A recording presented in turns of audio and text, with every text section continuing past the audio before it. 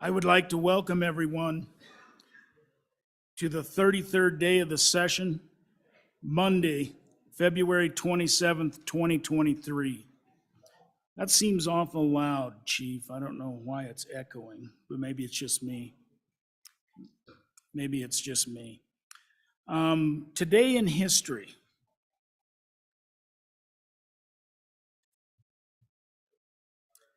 Today in history, February 27th, 1915, Governor Kendrick approves a Workers' Compensation Act establishing a state-maintained workers' compensation fund. While heavily litigated, occasionally amended, and often castigated, the basic structure of the groundbreaking 1915 Act remains today. I thought that was interesting. I really didn't know the history behind that. Chief Clerk, please call the roll.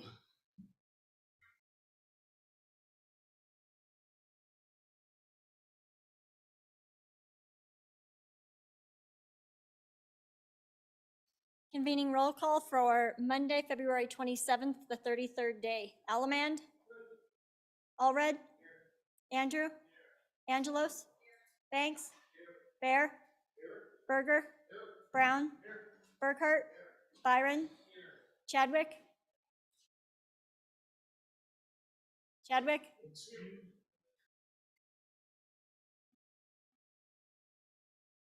Chestick? Clouston? Conrad?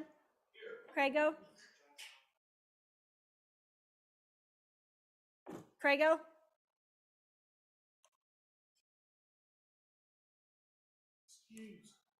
Davis? Eklund? Harrelson? Harshman? Heiner? Henderson? Hornock? Jennings? Jennings? Knapp? Larson Lloyd? Larson JT? Lawley? Locke? Nyman? Newsom? Nicholas? Nemec? Northrup? Northrup? Oakley? Obermuller? O'Hearn? Olson? Ottman? Pendergraft? Penn? Provenza? Rodriguez-Williams? Sherwood? Singh? Slagle? Smith? Stith? Storer? Strock? Stivar? Tarver? Trujillo? Walters? Ward? Washut? Western? Winter? Wiley? Yin? Zwanitzer Dan? Zwanitzer Dave? Speaker Summers? Crago?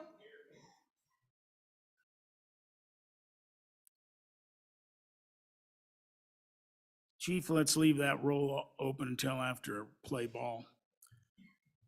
Our prayer of the day will be done by our very own Representative Lloyd Larson. Please rise.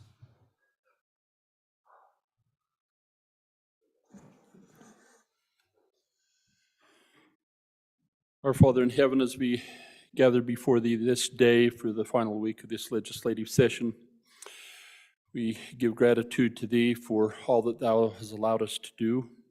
We're grateful, Father, for the opportunity that we have to serve the citizens of the state, and we're grateful for the trust that they've placed in us. We ask that we might be conscious of their trust and faith in us, that as we make decisions, we would contemplate the impacts that it will have far outside our respective districts and on the future of this state. As we go through these last few days, the potential of these days being long is pretty high, and we'd ask that thou would give us endurance and strength and clarity of mind and understanding in the things that we do and that we vote on. Father, we're grateful for our military men and women who are serving throughout the world, who protect the freedoms that we enjoy, and ask for thy protection and blessings to be upon them and to bless them in the decisions that they have to make. We're also cognizant, Father, of the conditions around the state with the wonderful snowfall that we've been blessed with this year, but with the challenges that it presents as our local governments try to mitigate the impacts of those heavy snowfalls, that Thou would bless them and help them to make the right decisions and understand the best way to help the citizens of their counties and states. We ask that Thou would bless those who are keeping our highways free and clear, that they would be watched over and protected. We'd also like to give thanks, Heavenly Father, to those in our state agencies who've helped us as legislators, as they've provided information to us as we've drafted legislation that impacts the state, and their institutional knowledge to help us better understand the impacts of what our potential legislation does. We're thankful for our leaders, for the leaders of the House of Representatives, for our governor, and ask that Thou would watch over and bless him and the decisions that he has to make. Bless us and help us to be kind, not only to each other, but to those we associate, to strangers that we meet, and others that we find in need, that we might follow or emulate the life of Thy Son, Jesus Christ. And we pray for these things and give gratitude to these things humbly in the name of His holy name, Jesus Christ. Amen. Thank you, Representative Larson. Please join me in the Pledge of Allegiance. I pledge allegiance to the flag of the United States of America and to the republic for which it stands, one nation, under God, indivisible, with liberty and justice for all.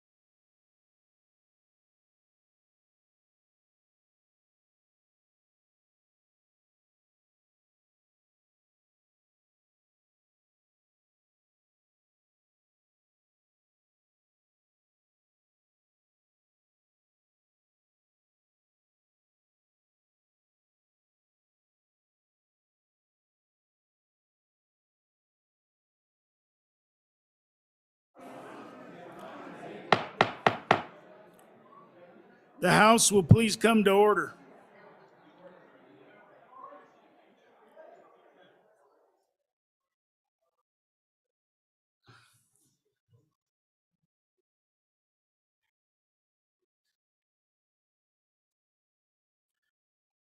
Journal Committee report. Nope, let's finish roll call, but I haven't seen that individual. Oh, there he is right in front of me. Harshman, Harshman.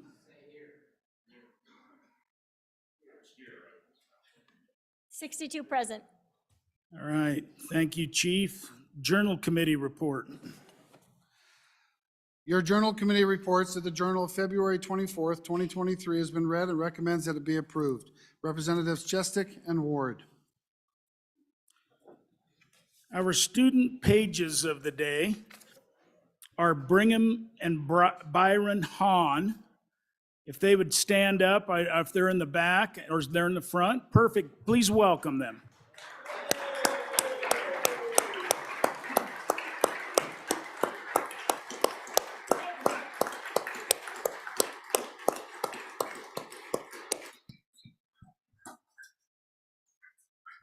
Representative Allred, do you have a privilege on that? Yes, Speaker, thank you. These two young men and their dad, Ron, right up here in the South Gallery, are from Star Valley, and we're glad they're here. And so if you'd give them a warm welcome, thank you.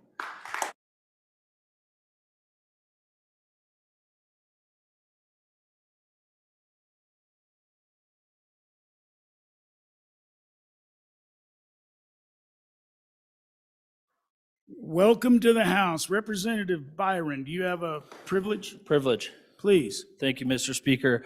I'd like Paul Vogelheim to stand up. He's my Boy Scout leader, 10-year plus commissioner from Teton County, and a great friend. So welcome, Paul.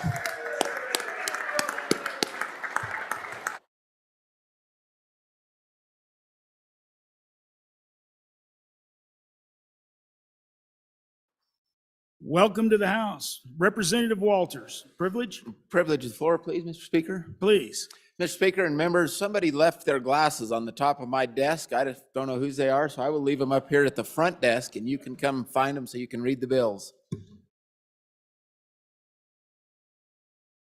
Any other privileges of the floor? Doesn't look like we have a floor presentation, but I don't see that in the House yet either. So just a heads up today, folks. We're gonna try to lay a few bills back if they got amendments on them, whether it's second or third reading. Some of them we're gonna run through. That is to give us more time to hear committee of the whole. We'll do our concurrences and we'll do our conference committee reports. But the whole idea is to get to committee of the whole to hear all those Senate files. And we'll be here as late as it takes tonight to hear those bills. So that's what's happening today. So the next thing, I wonder if they still don't have that floor, folks, do we? Not even close? All right. All right.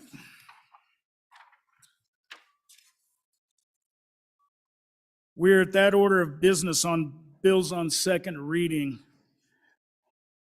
Where's Majority Whip Western?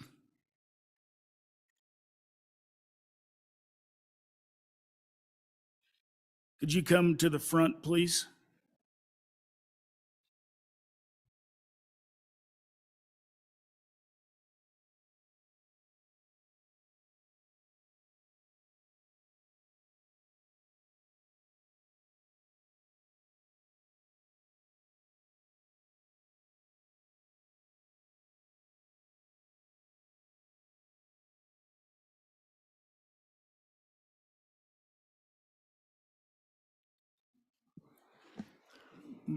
Majority Whip Western. Thank you, Mr. Speaker. In accordance with House Rule 7-3, I'd like to lay back 147 and 151, one additional day. Thank you. Without objection, it is so ordered. The first bill for our consideration is Senate File 80.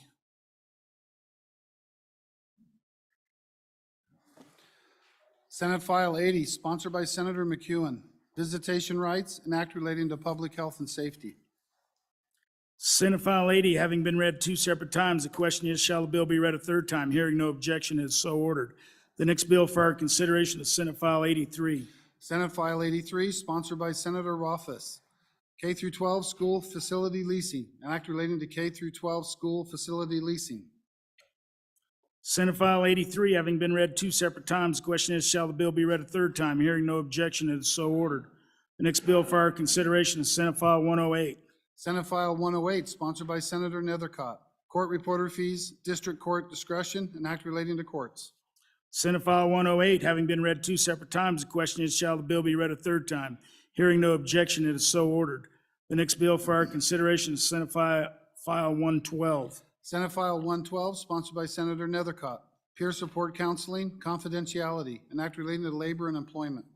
Senate File 112 having been read two separate times, the question is, shall the bill be read a third time? Hearing no objection, it is so ordered. The next bill for our consideration is Senate File 146. Senate File 146, sponsored by Appropriations. State-funded capital construction, an act relating to state-funded capital construction. Senate File 146 having been read two separate times, the question is, shall the bill be read a third time? Hearing no objection, it is so ordered.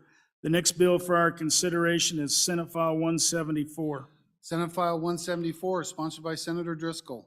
Wyoming Charter School Authorizing Board, an act relating to charter schools. Chairman Harshman, could you come take the chair, Representative Walters? Representative Heiner.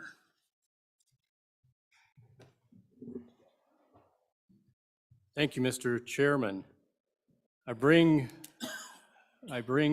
second reading amendment number 1 to Senate File 174 and move that amendment and ask for your favorable consideration.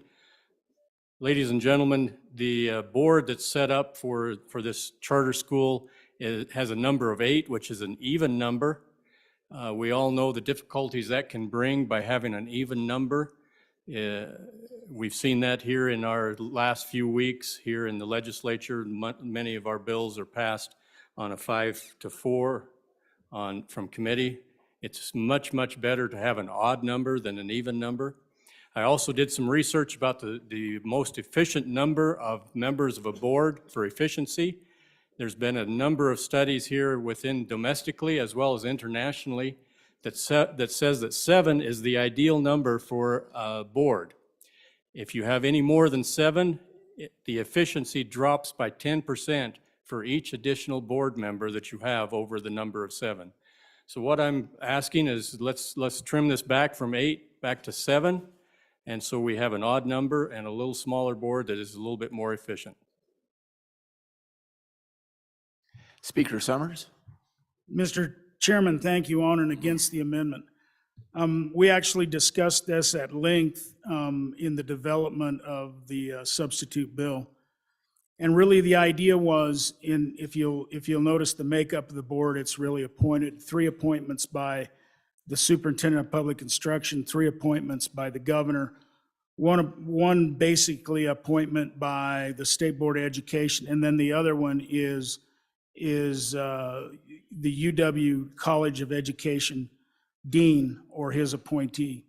And the idea behind the 8 simply was we wanted to have a balance between the two executives, and then we wanted to have 2 people that were basically kind of independent thinkers of this whole issue. And really the College of Education, they don't really have a dog in the fight. They're just there to train teachers, and they'd be what we felt would be an unbiased board member.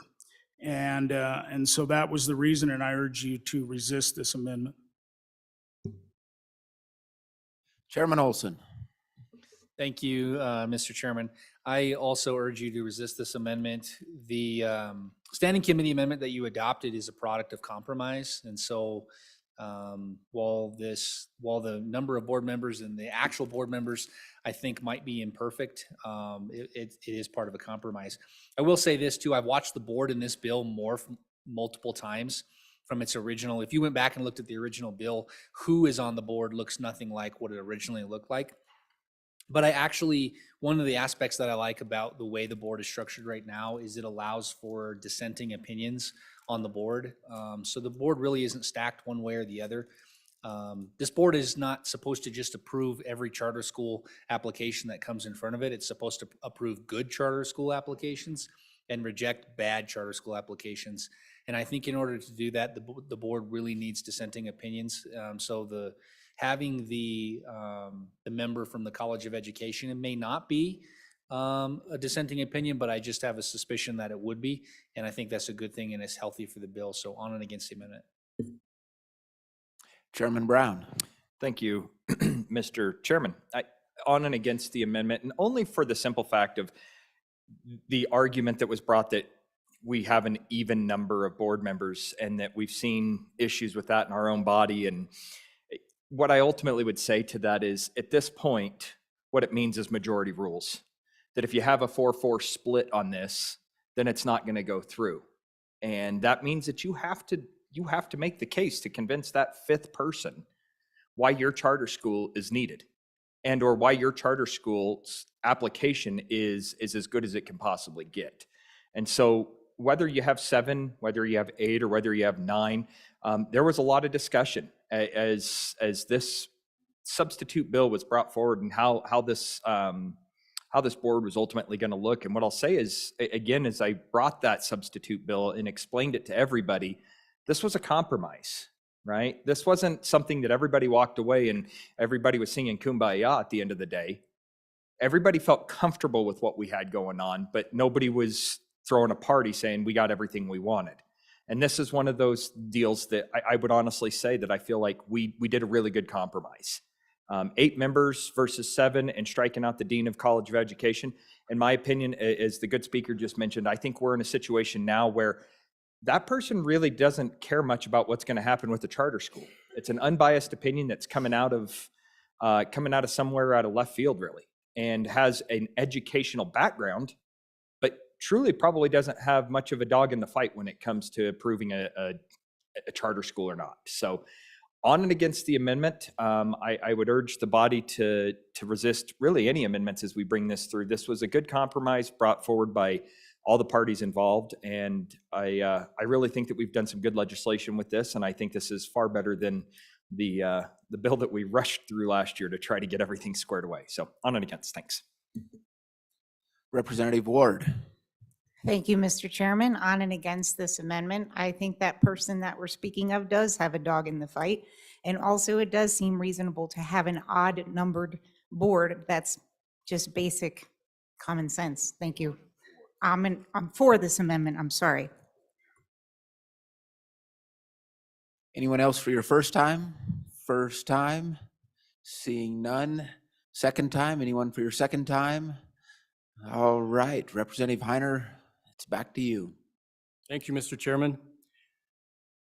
For over 100 years, we've had, well, I don't know how long, I haven't been here that long, but as far back as I can see, this body has had committees that are odd in number. That's because that works. The research I did over the weekend, with an even number, it leads to less effective boards, more conflict, and more difficulty in coming to a resolution because they always have the fear of having a tie. An odd number has worked very well for this body, and I think it will work well with this board, having 7 rather than 8. As far as finding qualified people to be on this board, I don't think we're going to have any trouble finding any qualified people. Most of our school boards, we don't require the credentials that we're asking for in this bill to have 5 years of experience and things like that. It's people that want to get engaged and be a part of it. We don't require that as a member of this legislature.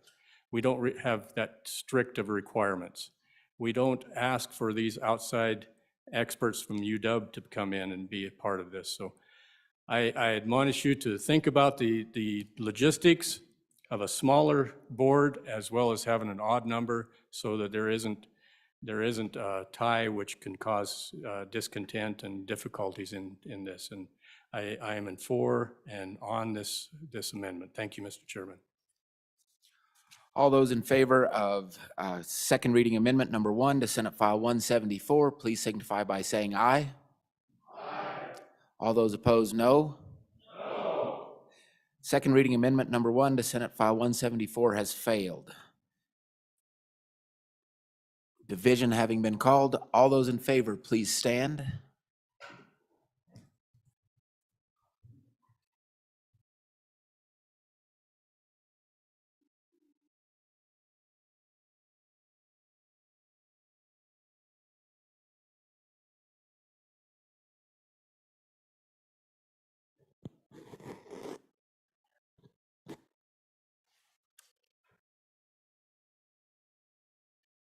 You may be seated. All those opposed, please stand.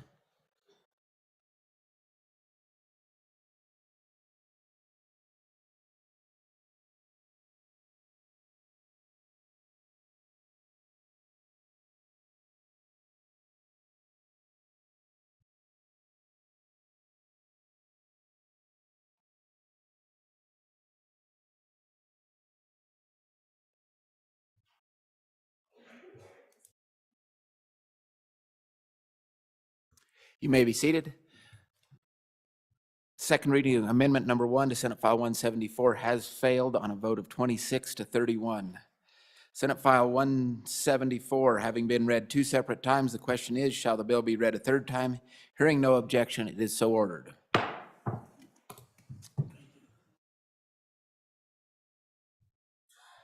Chief, we got our, we have our.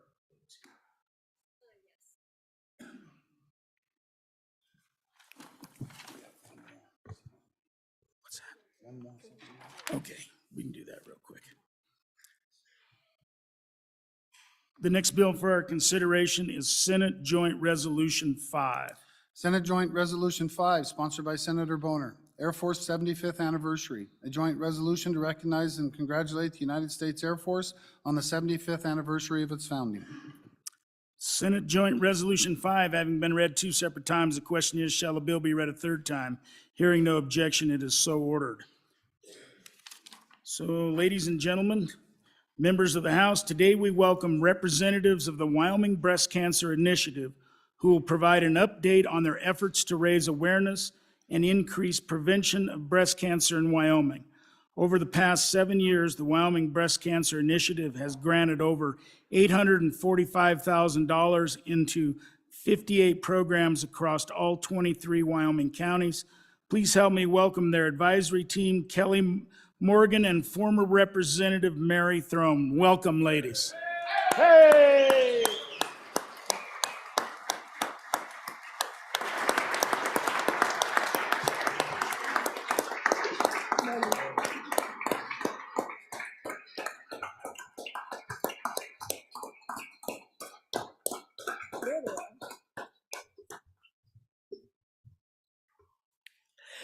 Well, thank you for that warm welcome. Good morning, Mr. Speaker, members of the Wyoming House. Thank you so much for hosting us today, and for those of you who are wearing pink, in support of breast cancer awareness. You don't have to wear pink to support the mission. As Mr. Speaker said, I am Mary Throne, President of the Board for the Wyoming Breast Cancer Initiative, and a breast cancer survivor. 10 years ago, I sat where the good doctor from Albany County is sitting today. Mr. Speaker was a freshman and sat in front of me. The good chairman of Minerals was a sophomore and sat, well, right here. The Zwanitzers, the elder and the younger, were both here, but how you tell the difference between the two, I'm not quite sure. So, nearly every day of the 2013 session, I left the Capitol for an hour or so to receive radiation treatment a few blocks away at CRMC Incidentally, I think the coach was in the same spot too. I was only able to serve and endure the treatment because of the support, obviously, of my immediate family, but also the support of my legislative family. And we are all family, past, present, and future. All the members of the 62nd, our friends in the lobby, LSO session staff, and LSO, and even the chief executive made it possible for me to do my job each and every day, just as all of you are today. As I walk the halls of this glorious Capitol, I can't help but remember it as part of my own cancer journey and celebrate 10 years of being cancer-free.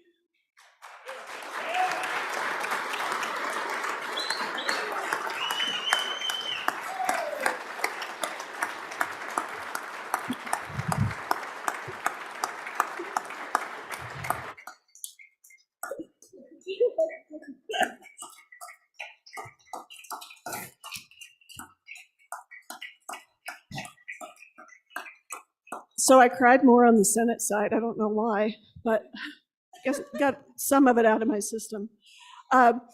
So why do I share this story again? Because I know I've done it before, and a lot of you knew the story before I started.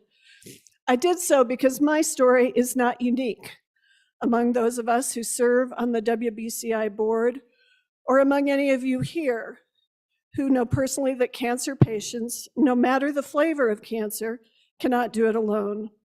Our board is composed of survivors and friends and family of survivors and family of those who have lost their battle with breast cancer. We are all committed to our mission because we know it takes a community to support patients and their families.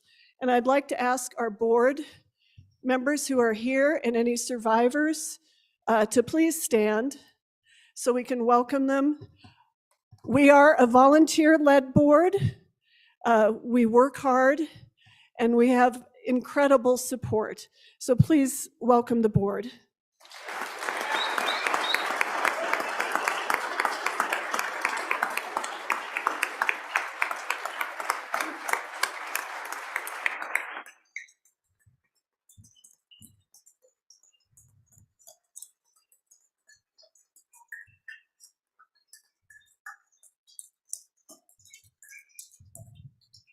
And is that the South Gallery?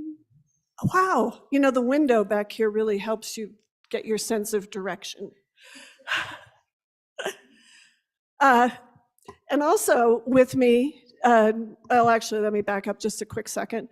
I also want to mention that Bobby Barrasso, who has had her own struggles with cancer, is one of our founding board members and an honorary emeritus board member of our organization.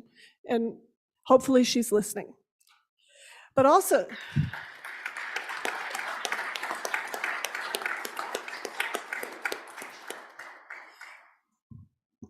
we have grown a lot as an organization since we were created in 2016 as a Wyoming nonprofit, replacing a national organization that, well, it's a long story. You know the story, look it up. But we are happy to be a Wyoming-led organization. We raise funds to grant them out in Wyoming. And because we have grown, we now have an executive director, Kelly Morgan. She will be the face of the organization, and you will see more of her and less of me in the future. But let's all welcome Kelly too.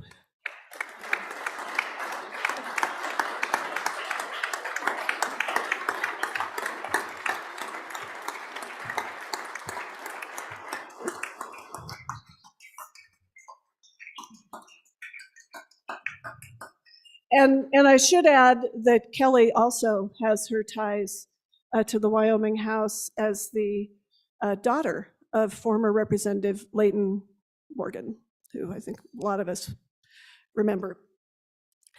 So I will wrap this up quickly because I know you guys have a busy day ahead of you. As I said, we were formed in 2016.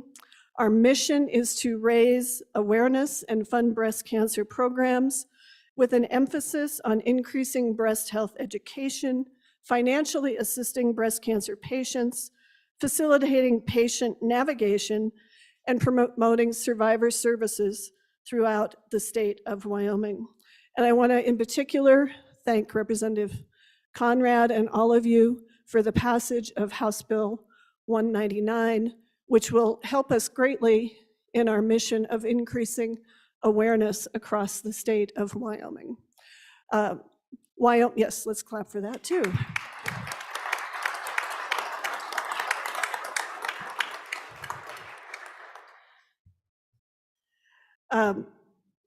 We also partner with the Department of Health to make sure that anyone who needs a mammogram and diagnostic treatment can not be denied access to that due to funding constraints.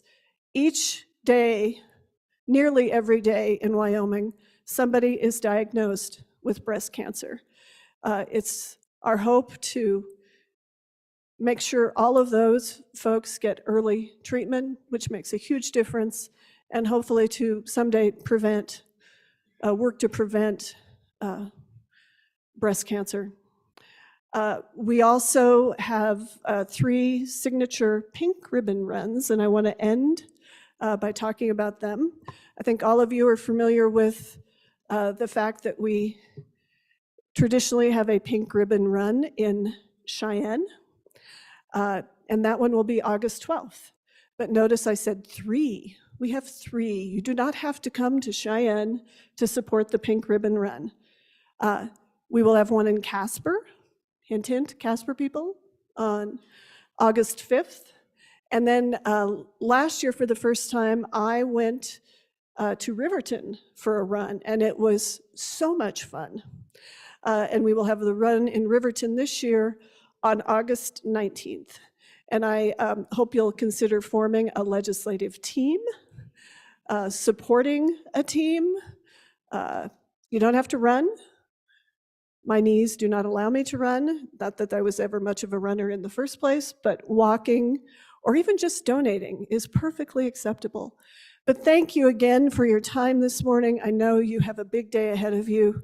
Thank you so much again for the passage of House Bill 199, and thank you so much for supporting cancer patients across the state of Wyoming. And above all, thank you for serving the great state of Wyoming. Thank you.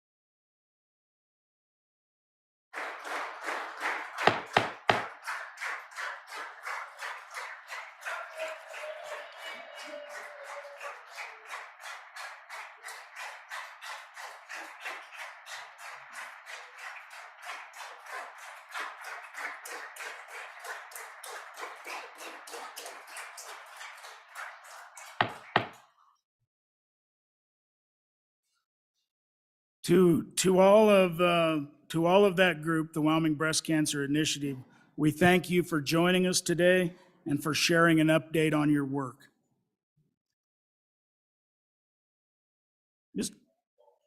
Mr. Majority Floor Leader, so what's going to happen next is we're going to have a motion to accelerate the CAPCON bill from second reading directly to third reading today. And that's a motion. It's a 2/3 majority. I've talked to many of you, not all, certainly not all of you, but I've talked to some of you about it.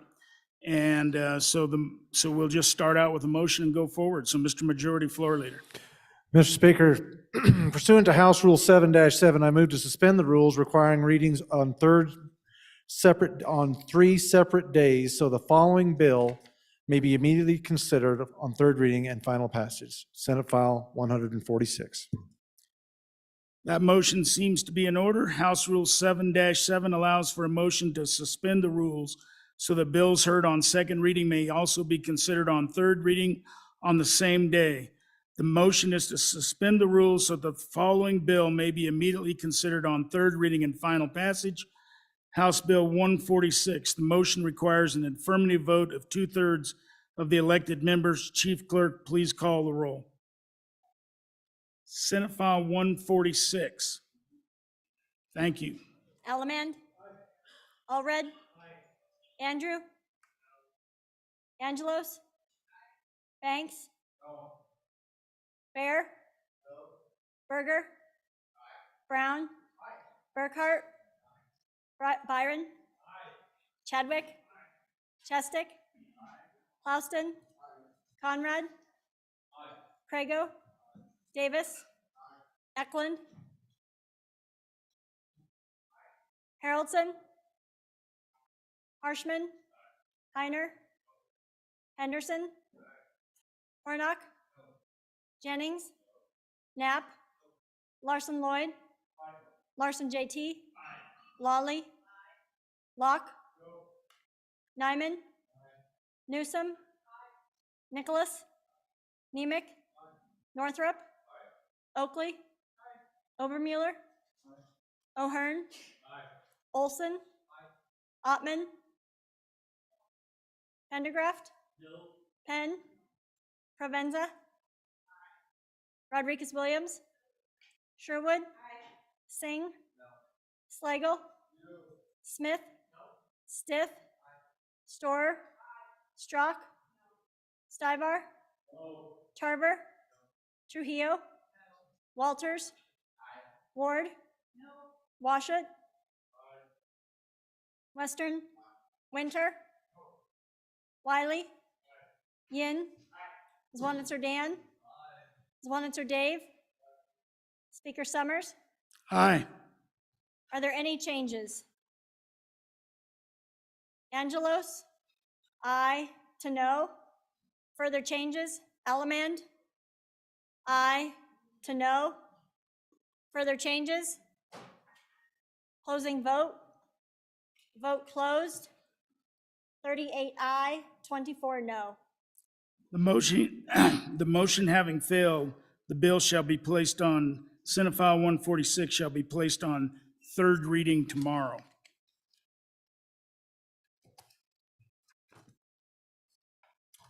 Majority Whip Western, would you come up here, please?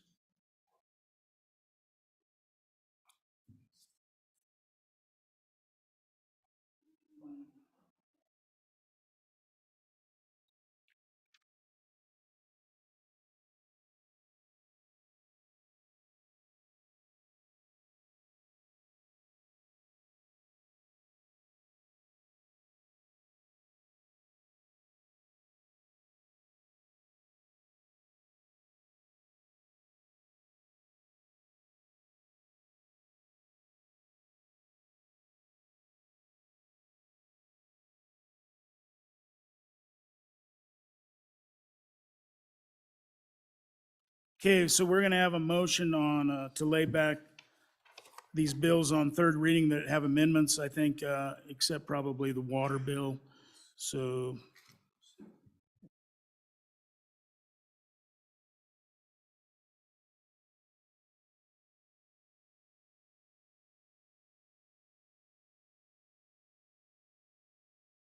Majority Whip Western. Thank you, Mr. Speaker. In accordance with House Rule 7-3, I'd like to lay back the following bills one day. Senate File 107, Senate File 131, Senate File 137, and Senate Joint Resolution 3. Absent objection, Senate Files 107, 131, 137, and Senate Joint Resolution 3 will be laid back one day.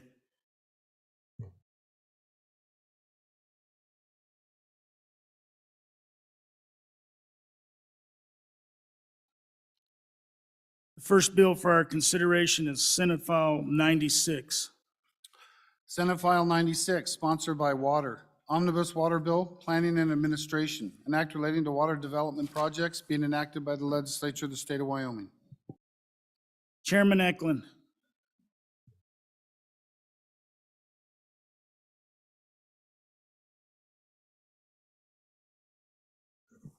Mr. Speaker,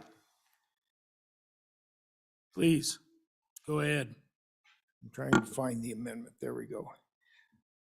I move third reading amendment number 1 to House Bill 96, and I'll explain it quickly. It's a technical correction. As we were shuffling funds around to that were appropriated in the bill, we originally started out funding the Colorado River project and that coordinator out of the general fund. Then it was changed to, in an amended form, changed to the money would come out of account number 3, and it was appropriated to account number 1. But what we didn't fail to do was appropriate it from there. So this amends it so that the Water Development Office, it goes to them and they're able to fund the program. So without this, it just stays sitting in an account and can't be expended as it needs to be.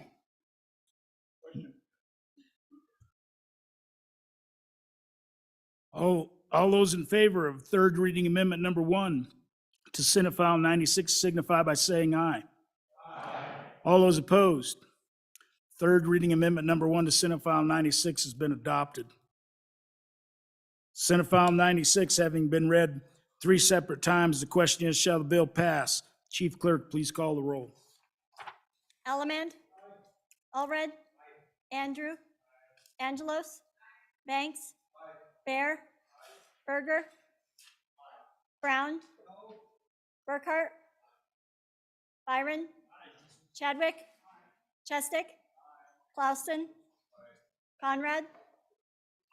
Crago. Davis. Eklund. Harrelson. Harshman. Heiner. Henderson. Warnock. Jennings. Knapp. Larson Lloyd. Larson JT. Lawley. Locke. Nyman. Newsom. Nicholas. Nemec. Northrup. Oakley. Obermuller. O'Hearn. Olson. Ottman. Pendergraft. Penn. Provenza. Rodriguez Williams. Sherwood. Singh. Slagle. Smith. Stith. Storer. Strock. Stivar. Tarver. Trujillo. Walters. Ward. Washut. Western. Winter. Wiley. Yin. Zwanitzer Dan. Zwanitzer Dave. Speaker Summers. Are there any changes? Are there any changes? Closing vote. Vote closed. 60 aye, 2 no. Having received the affirmative vote of the majority of the members elected to the House, Senate File number 96 has passed the House. We are now at that order of businesses of concurrence.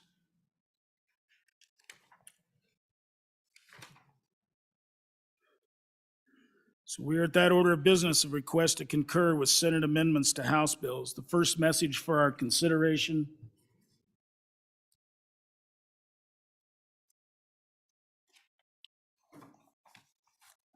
is message number 415 on House Bill 2, Chairman Nicholas.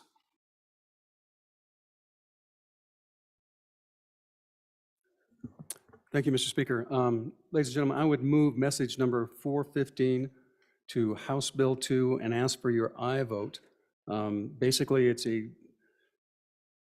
really all it does is take out a time frame which was kind of irrelevant to the bill, and a couple of grammatical changes. So ask for your aye vote. Representative Heiner, for your first time. Thank you, Mr. Speaker. I also would recommend an aye vote. This was an amendment that was brought by some city clerks that as they were engaged with this bill, they felt like one size fits all was not right. Some of these smaller communities have one individual that cuts checks as well as does all the other things in their office. And so something that's geared for larger towns and municipalities does not work for them. So they would like to have local control. They would like to be able to adjust according to their size and needs. So I recommend an aye vote on this. Thank you, Mr. Speaker. We are voting on the motion to concur with Senate amendments to House Bill 2. A majority of the elected members is required. The chief clerk will please call the roll. Elliman, Allred, Andrew, Angelos, Banks, Bear, Berger, Brown, Burkhart, Byron, Chadwick,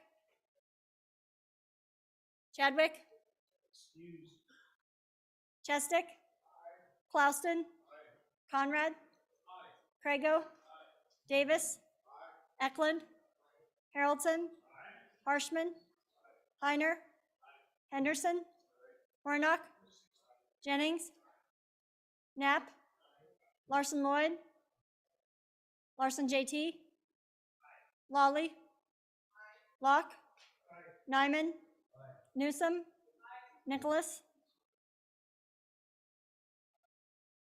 Nemec, Northrup, Oakley, Obermuller, O'Hearn, Olson, Ottman, Pendergraft, Penn, Provenza, Rodriguez-Williams, Sherwood, Singh, Slagle, Smith, Stith, Storer, Strock, Stivar, Tarver, Trujillo, Walters, Ward, Washut, Western, Winter, Wiley, Yin, Zwanitzer Dan, Zwanitzer Dave, Speaker Summers. Are there any changes? Chadwick, excused to aye. Further changes? Closing vote. Vote closed. 62 aye. By your vote, you have voted to concur with Senate amendments to House Bill 2. The next message for our consideration is message number 423 on House Bill 99, Chairman Harshman. Thank you, Mr. Speaker. I'd move message number 423, concurrence on House Bill 99, the property tax refund program. Our colleagues down the hall really, I think in some areas they improved the bill. Probably didn't harm the bill in the other area. As I look at this concurrence, there's really two parts to it. So it's a great program. I think overall, it's a revenue committee bill that we worked on over the interim, and I just don't think it's worth. I think the bill's in good shape. So I'm going to urge. It's not perfect. They did a little bit of shave to it, but I don't think it's worth talking about anymore. I think it's good and an improvement. So I'd urge your concurrence vote, and I'd stand for any questions, Mr. Speaker. We are voting on the motion to concur with Senate amendments to House Bill 99. A majority of the elected members is required. Chief Clerk, please call the roll.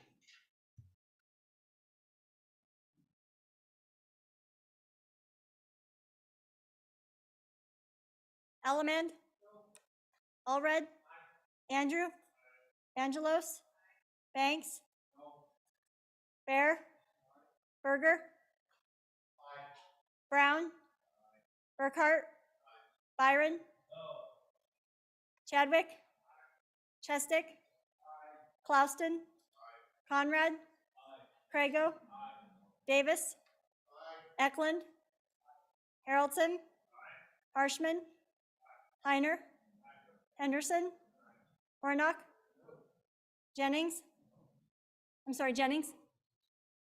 Knapp, Larson Lloyd, Larson JT, Lawley, Locke, Nyman, Newsom, Nicholas, Nemec, Northrup, Oakley, Obermuller, O'Hearn, Olson, Ottman, Pendergraft, Penn, Provenza, Rodriguez Williams, Sherwood, Singh, Slagle, Smith, Stith, Storer, Strock, Stivar,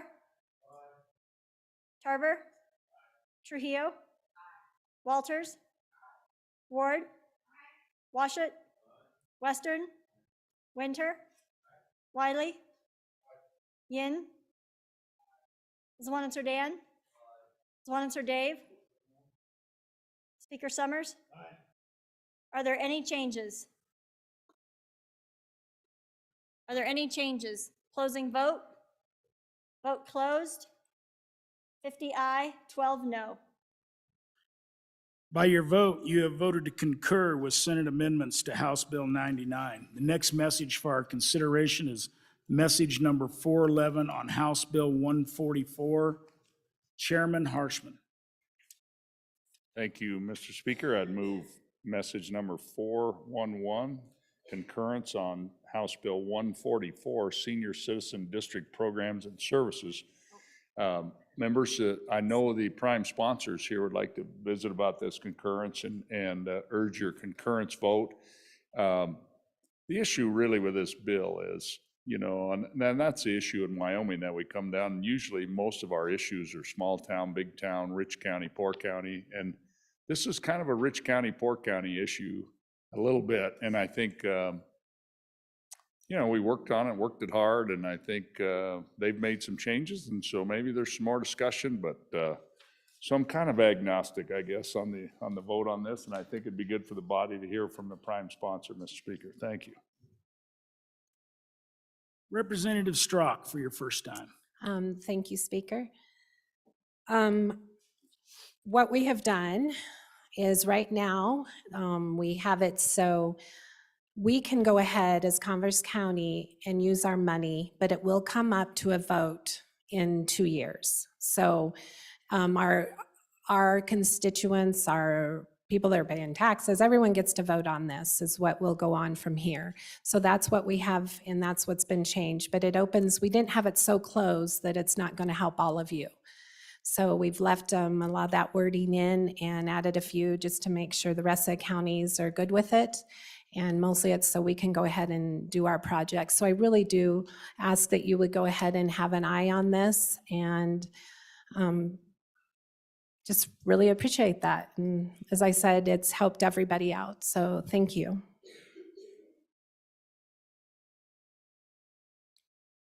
Representative Zwanitzer Dan. Yeah, thank you, Mr. Speaker. And so I'm going to be a no on the bill. And I think anytime you have a 5-page amendment, which is longer than the actual bill, it's an issue. I do think I tracked it in. It works. It doesn't affect anybody else besides kind of one county that has a certain threshold of money in their accounts. I do think it sets an interesting and probably poor precedent to specify something in our statutes that specifically, solves that one county issue that I think someday, next time we get all the special districts back, we seem to do every 20 years, they all kind of carve out and we pull them all back together, and then one by one they all carve out. It's kind of how the history of the last 40 years has gone when it comes to special districts. So I don't know what changes I would make is the issue if we go back to conference committee. but I do think it does set an interesting precedent that this is kind of special legislation for this one issue, and I agree it's an issue. And so if we don't concur, not sure if we can make it better and make it kind of a fix that helps the whole state. The bill itself did that, and then they kind of tied it down with this amendment to really be appropriate to the need of that senior service district. So I'm trying to kind of find a balanced approach because I don't know how I would fix it, but I do think it's difficult to kind of stomach a 4-page amendment that fixes an issue in one county but affects any other senior service district if they ever went above that $4 million threshold. None of them are going to probably do that in the next 2 or 3 years. So if we come back and fix that, fine. If we forget about this and someday in 10 years somebody hits that number and says, oh, we have a problem because we're in conflict with state statute, that's what I worry about. So just wanted to add that into the body's conversation and thought process. Representative Nyman for your first time. Thank you, Mr. Speaker, and I certainly appreciate the good representative that just spoke. I actually brought amendments on this particular piece of legislation during its route through the House, and I worked quite a bit with the Senate bringer on the other side to the west of us, and tried to come to some kind of a compromise here where it would allow this specific district to be able to utilize their funds and do the job that they're wanting to try to do for their seniors while protecting, currently what is in statute and what folks thought they were voting for. So by putting the $4 million threshold on there, I had a good visit with my folks back up in the northeast part of the state, and they were very good with it. They said they'll never eclipse that, so it's not going to compromise what the voters thought they were voting on, but it will allow that when this comes back up again, that they can amend it and allow those options if the voters so choose. So I would be on and for this. Representative Crago for your first time. Thank you, Mr. Speaker. So I'm going to ask for a no vote on concurrence, and there's an overarching concern, and I think the good chairman of labor kind of got to that a bit ago, where actually it feels to me we're creating a special law for one county, and I understand why. I get that there's money there that needs to be spent, but I'm not sure that makes for good policy.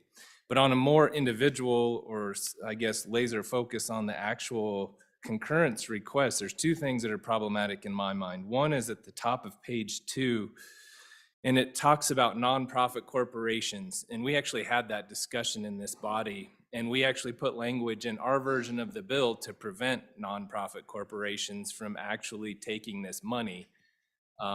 We put an amendment in that required that some sort of governmental entity, whether it be city, county, or the districts themselves, actually own these buildings that are going to be receiving the funding, because as some people know, nonprofit corporations can actually make a lot of money. And I'm not sure that's a good place for our taxpayer money to be going in this particular realm. And so, although that is it's a couple small lines at the top of page 2, that's fairly significant change to the bill that we sent down. A lot of the other stuff in here I can live with. That one causes me a great deal of concern. The other one that's I think is going to get us in trouble, and I know why it's in there, and I applaud the effort, but on page 3 on the ballot proposition, it's asking us to list in the proposition the exact purposes for which the money will be spent. Well, I'm not sure that's necessary, and I think we're going to get right back to where we have to have another bill to take that out. And the reason being is the purposes of the mill are whatever's set forth in the statute, period, end of story. And so if we list each of those out over a 4-year time period, that can change, which is actually why we're here today on this very bill, is because what they've wanted to do with the money has changed over the last 4 years since they created the district. I don't know if we actually want to put that in the mill. That's part of your voter education at home. You talk to your voters if you're trying to establish one of these or create a mill. But to list it in there, you will then be hamstrung to those exact specific things for the next 4 years. I'm not sure that's a great idea to put it. And I don't even know what the specific requirements are, right? Is that we're using the money for home services? Are we using the money for specific housing projects? What does that mean on the bottom of page 3? I don't know. So that one also causes me a little bit of concern. Those are the 2 things that I think if we were to go to conference, we would work on. Thank you, Mr. Speaker. Ask for a no vote. Representative Bear for your first time. Thank you, Mr. Speaker. I too would urge a no vote on both the concurrence and the bill itself. As the good country lawyer pointed out, these monies will be going to nonprofits. So when I think of a nonprofit, these are things that we should be voluntarily giving our funds to. When we make a vote to create a mill and a district, that's for some period of time usually, and we have certainly recently passed bills to dissolve some of these districts, but it's a big, big deal to dissolve a district. So once that mill is in place, it's there for a long time. And so basically, those funds that are collected from our taxpayers are done so as a requirement. That's not the same way we generally think of nonprofits. We think of nonprofits as something that we voluntarily fund because it's a cause that we can get behind. We appreciate what the originators of that nonprofit are trying to accomplish, and we support them, but we support them voluntarily. And this is smacking in the face really of not allowing us to do that and requiring us to take our tax dollars and give them to these nonprofits. And if it starts here, and I do believe this is a good cause, I think that the bringer of the bill had a good idea to try to spend these funds, except it is taxpayer dollars.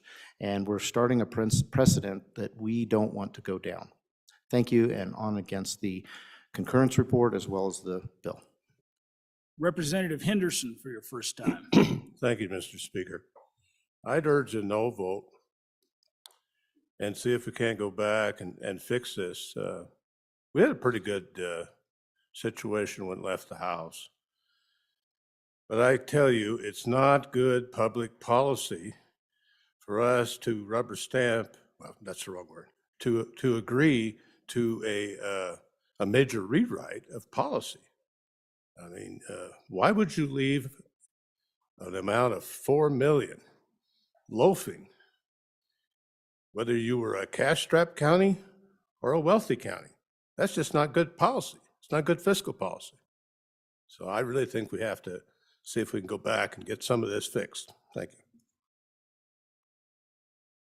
Anybody else for their first time? Anybody for their second time before the sponsor?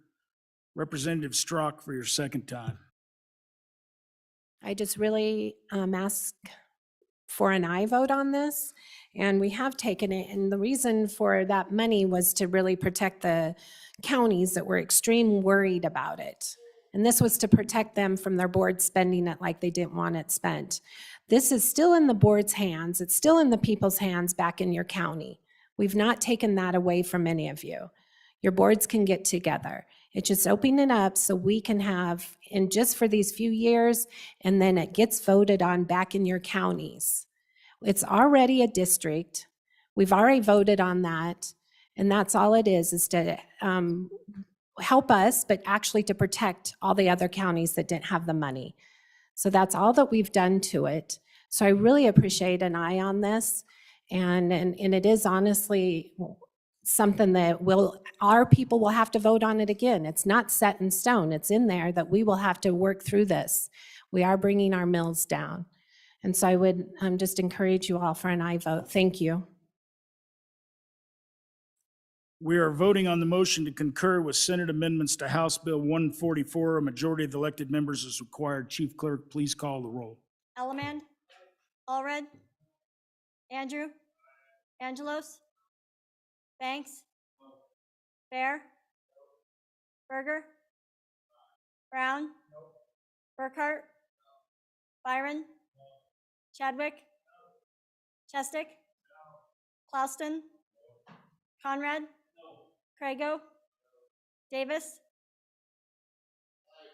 Eklund, Haraldson, Harshman, Heiner, Henderson, Warnock, Jennings, Knapp, Larson Lloyd, Larson JT, Lawley,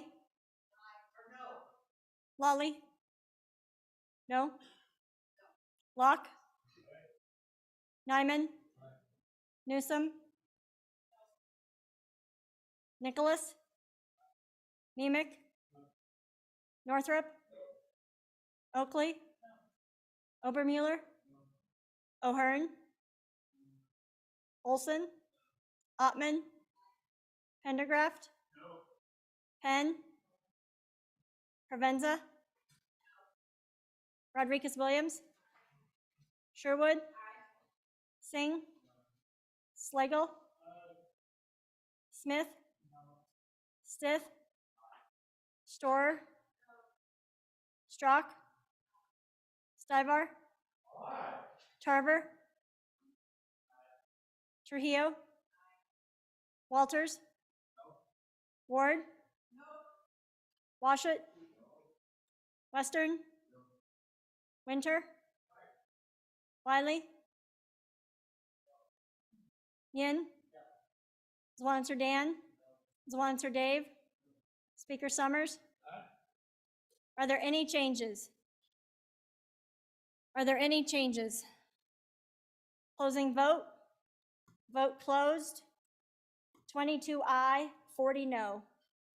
By your vote, you have voted to not concur with Senate amendments to House Bill 144. I appoint the Conference Committee Strock Chair, Crago, Banks.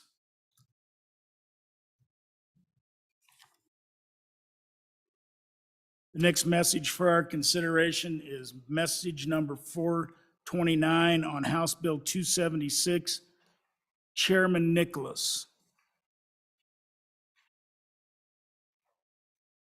Thank you, Mr. Speaker. Ladies and gentlemen, I would bring you message number 429 on House Bill 276. And so, ladies and gentlemen, I went and I consulted with the Wiley one to figure out exactly what was going on and make sure there wasn't a rub that we couldn't withstand with this. And I wanted to make sure our folks down the hall didn't horn in on something that we didn't appreciate. So after doing my due diligence, I would ask for your aye vote on this concurrence. Representative Wiley. Thank you, Mr. Speaker. Body, this is a good bill. A lot of people like it. Departments like it. Please vote aye. Thank you.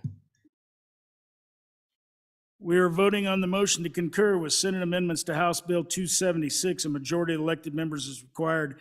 The chief clerk will please call the roll. Allemand, Allred, Andrew, Angelos, Banks, Bear, Berger, Brown, Burkhart, Byron, Chadwick, Chestick, Klauston, Conrad, Crago, Davis, Eklund, Haraldson, Harshman, Heiner, Henderson, Hornock, Jennings, Knapp, Larson Lloyd, Larson JT, Lawley, Locke, Nyman, Newsom, Nicholas, Nemec, Northrup, Oakley, Obermuller, O'Hearn, Olson, Ottman, Pendergraft, Penn, Provenza,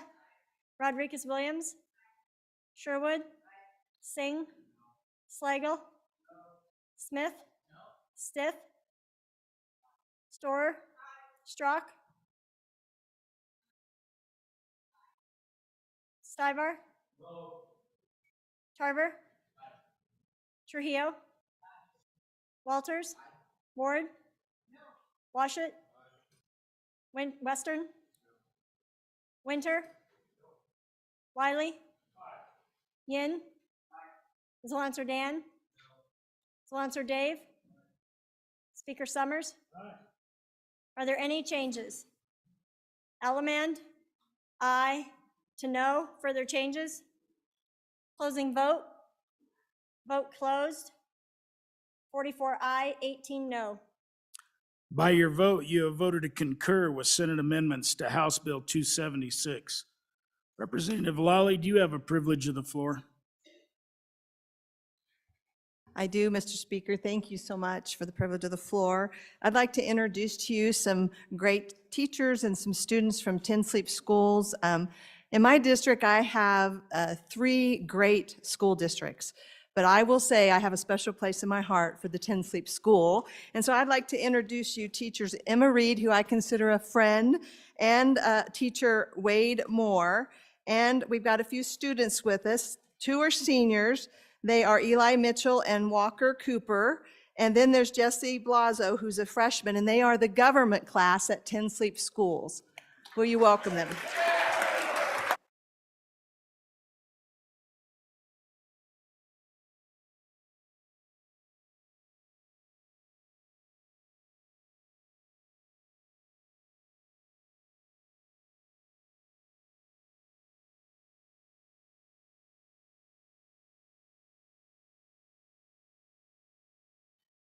All right, 10 Sleep High, welcome to the house.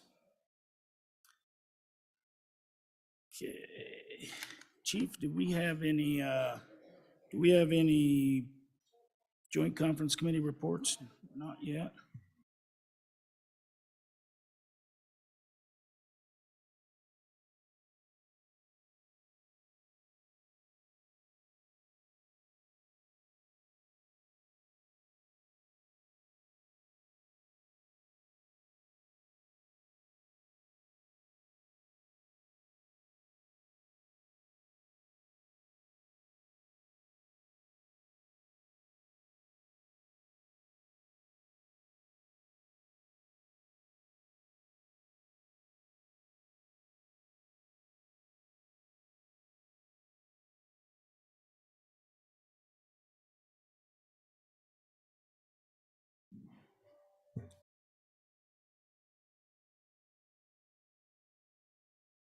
Representative Slagle, could you come up to the front, please, with any paper you may have? So, ladies and gentlemen, there was a bill that passed the House, House Bill 106, and that was eminent domain wind energy collector systems. And that bill was vetoed by the good chief executive. And the bringer of that bill would like to make an attempt to do a veto override on that. So we're going to try a veto override motion. And as you know, it requires a 2/3 majority to override the governor's decision. And then if we did it, it would go to the Senate. They would either decide to take it up or not take it up. And then it would pass or fail on a super majority vote there. So Representative Slagle, let's make sure you got the right script.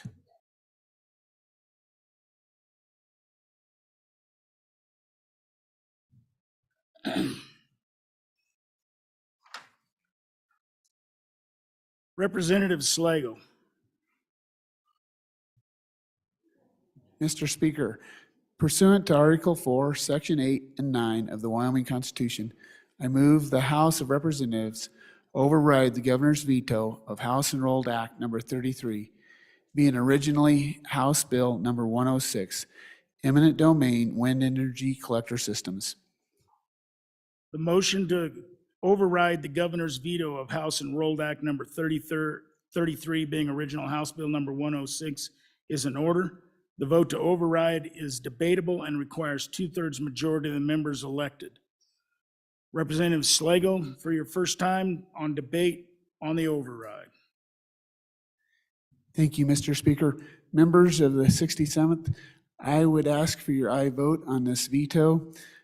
This was a bill that we passed out of here with almost a 2/3 vote the first time, and the governor vetoed it. And as I looked at it, my thoughts is the governor's decision was to trade Wyoming private property rights for federally subsidized green energy wind project that's owned by a foreign company. And with that, I would ask you for a favorable vote on this override. Thank you. The motion is to override the governor's veto of House Enrolled Act Number 33, being original House Bill Number 106. The chief clerk will please call the roll.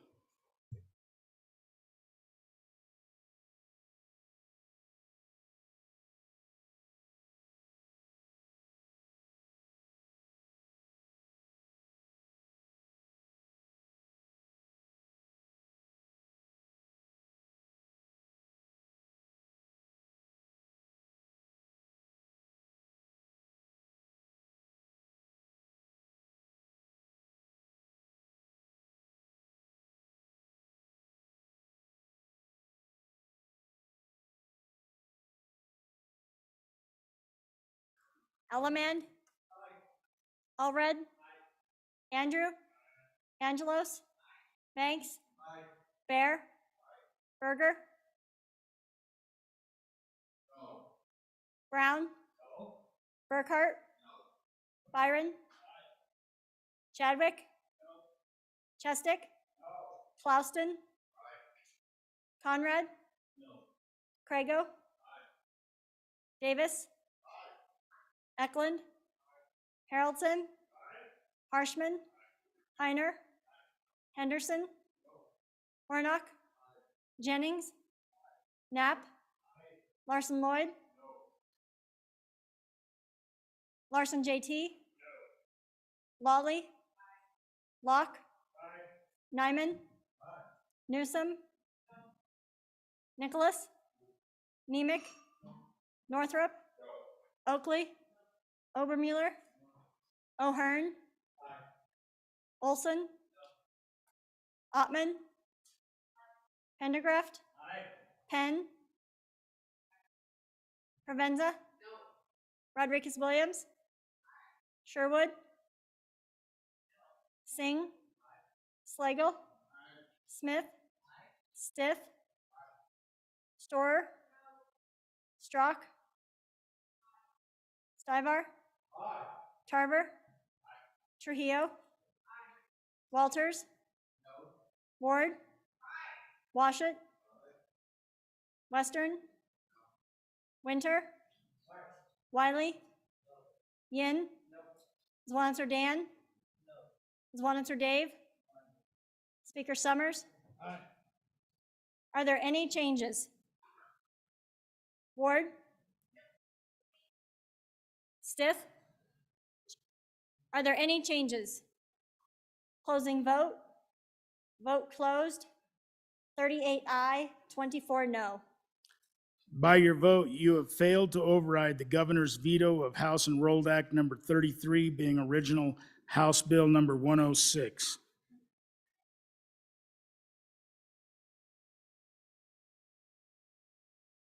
Chief? Do we have any, do I need to sign any enrolled acts real quick? All right, that ought to be pretty easy.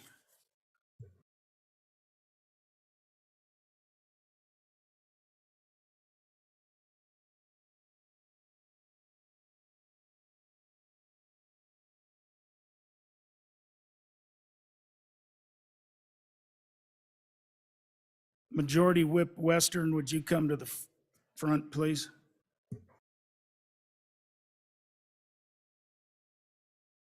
We're at that order of business of signing of enrolled acts. The first enrolled act for our consideration is House Enrolled Act number 70.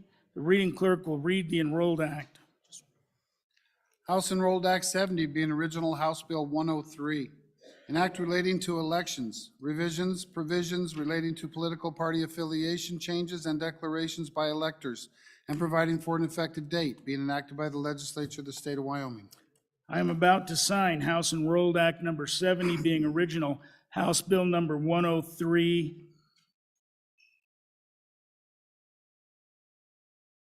I have so signed. Congratulations, Representative Haroldson.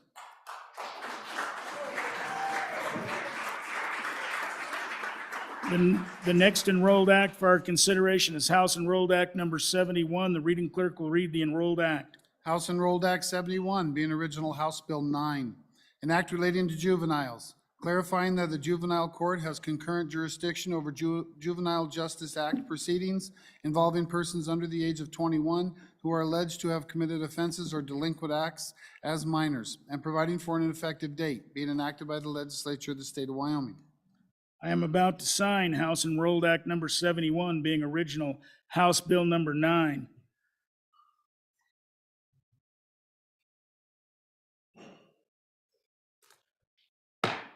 I have so signed.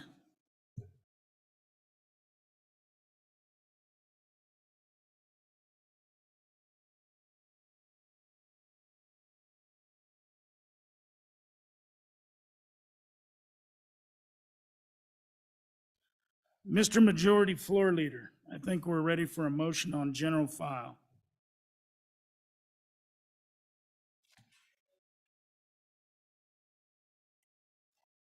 Mr. Speaker, I move the House resolve itself into committee of the whole. You have heard the motion. All those in favor say aye. All those opposed, no. Motion carries.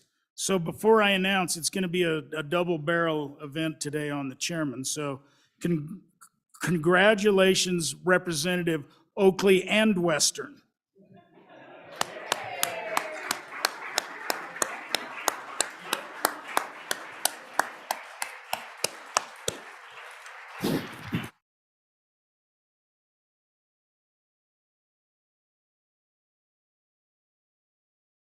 The Committee of the Whole will come to order. First bill for our consideration is Senate File 181. The reading clerk will read the bill. Senate File 181, sponsored by Senator Schuler, drug-induced homicide, an act relating to crimes and offenses. Mr. Speaker, your Committee Number 1 Judiciary, to whom is referred Senate File 181 engrossed, drug-induced homicide, respectfully report same back to the House with the recommendation that do pass with the following amendments. Ayes, Representatives Chestick, Crago, Haroldson, Jennings, Nemec, Oakley, Rodriguez-Williams, Washit. Noes, Representative Provenza. Representative Washit, Chairman. You've heard the reading of the bill. What is your pleasure, Chairman Washit?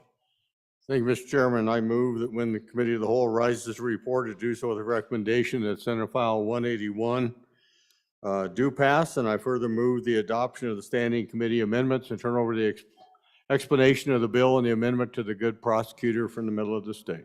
Representative Oakley.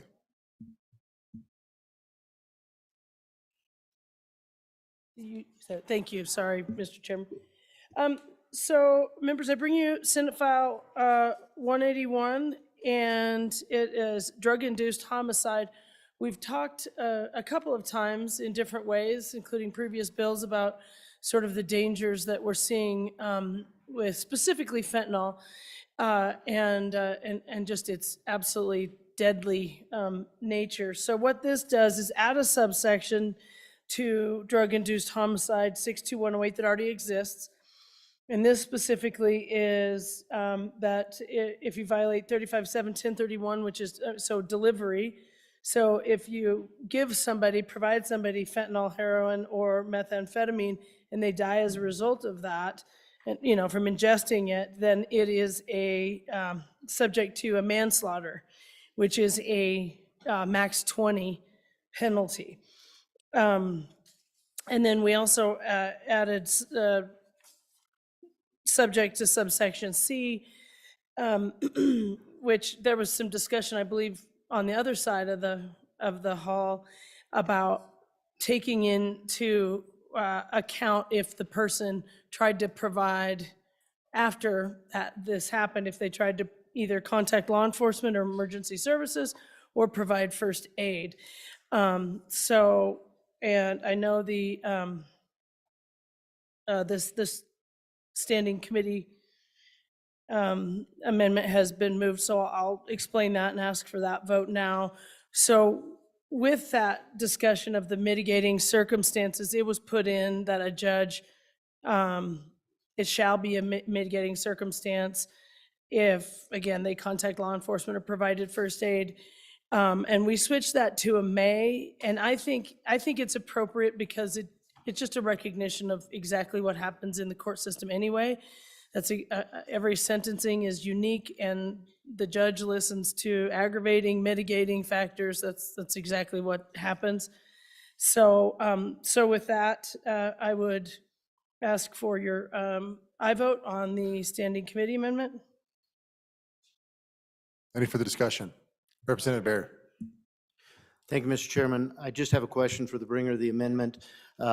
When we're deleting these lines in the part, and I do understand this is a mitigating circumstance, and I can imagine that we would not want to prosecute somebody for not providing medical assistance where they weren't qualified to do so, but we do know that all of us are susceptible to being bad actors. And so if there were somebody that were qualified to be maybe an EMS or a doctor or a nurse's assistant that could provide further care, would we not want to expect that they would go further than just first aid?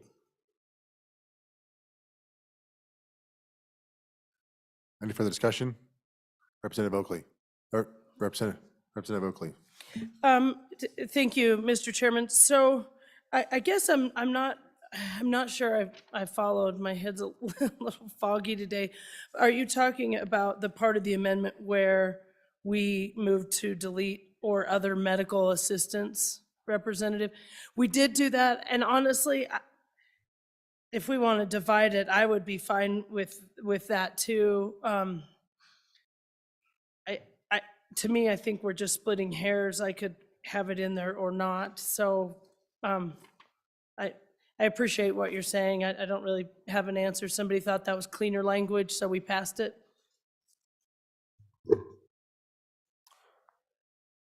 Representative Craigo. Thank you, Mr. Chairman. I just was going to respond to the question regarding the language of medical assistance. That we just felt in committee that it was not clearly defined. And so we wanted to leave it actual as first aid, because there was a question of, is rolling your friend over onto their back or lifting their legs? This was legitimately the question in committee. Is that qualify as medical assistance? And we kind of wanted to pare it down to actual first aid or medical type treatment, not just assistance. And so that was the purpose of the amendment. Any further discussion? Question being called. All those in favor? Representative Provenza. Thank you, Mr. Chairman. Sorry. I would urge a no vote on this. I don't believe our judges are already using this as mitigating factor in most cases, just given that there's no indicator that they should. And mitigating factors, or sorry, not mitigating factors, but this Good Samaritan portion is something that we've seen in other states helps to get folks to call 911. And I'll talk more on the bill, but it's a benefit in terms of we do want people to seek help. So we don't want them to feel afraid of not being able to get that mitigating factor, at least if they do decide that they want to get medical help. Representative Oakley. Thank you. So to understand specifically what this amendment is about, this is after a person is convicted of giving somebody drugs and they're ending in their death. This isn't about them seeking any sort of substance abuse help. That's not at all on the table. This is about after they've given drugs and now they're laying there writhing on the floor, that it would be a mitigating factor that they called 911 instead of just letting them die, I guess. And so, but anyway, we just, the consensus on the committee, and I would recommend to this body, is to accept that we said that we change that to may. If not, I think you're just possibly setting up an argument for appeal that maybe the judge didn't take it into account enough. It's what our judges do. It's mentioned in there, so that would give it more credence for a judge to look at that, but I think a may is appropriate. So with that, I'd ask for your aye vote on the Standing Committee amendment. Question being called. All those in favor of House Standing Committee Amendment number 1 to Senate File 181, please say aye. All those opposed say no. Standing Committee number 1 to Senate File 181 is adopted. We are back on the bill. Representative Oakley.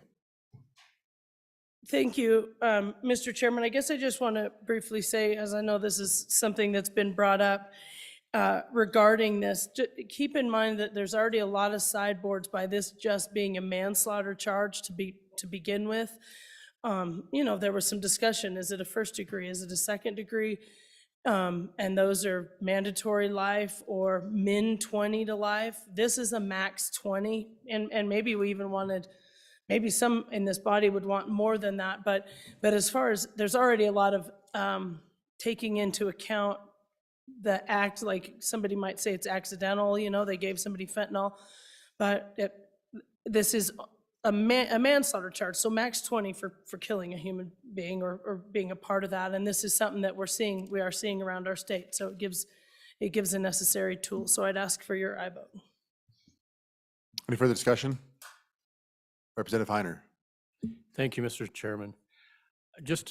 For us laymen, maybe the litigators can explain this a little bit to me. It says that they will be guilty if they're an adult or they are 4 years older than the victim. So if the perpetrator is 4 years older than the victim, but still a minor, legally a minor, will they be charged as an adult with this, or will it be charged as a minor, or is there some flexibility in the court?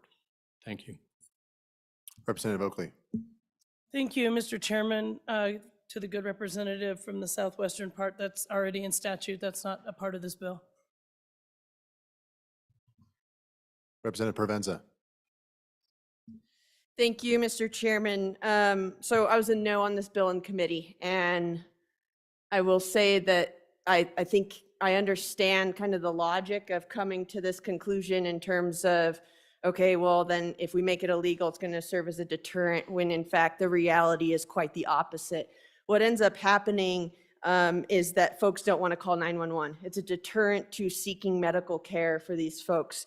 And we know that because multiple states, many states have implemented this statute in the past. 5 states in particular were looked at the rates of drug-induced homicide and overdoses once they implemented this sort of statute. And what ended up being the case was there was an increase of 7.6 to 20% increase in overdoses in the year following that they made this legislation.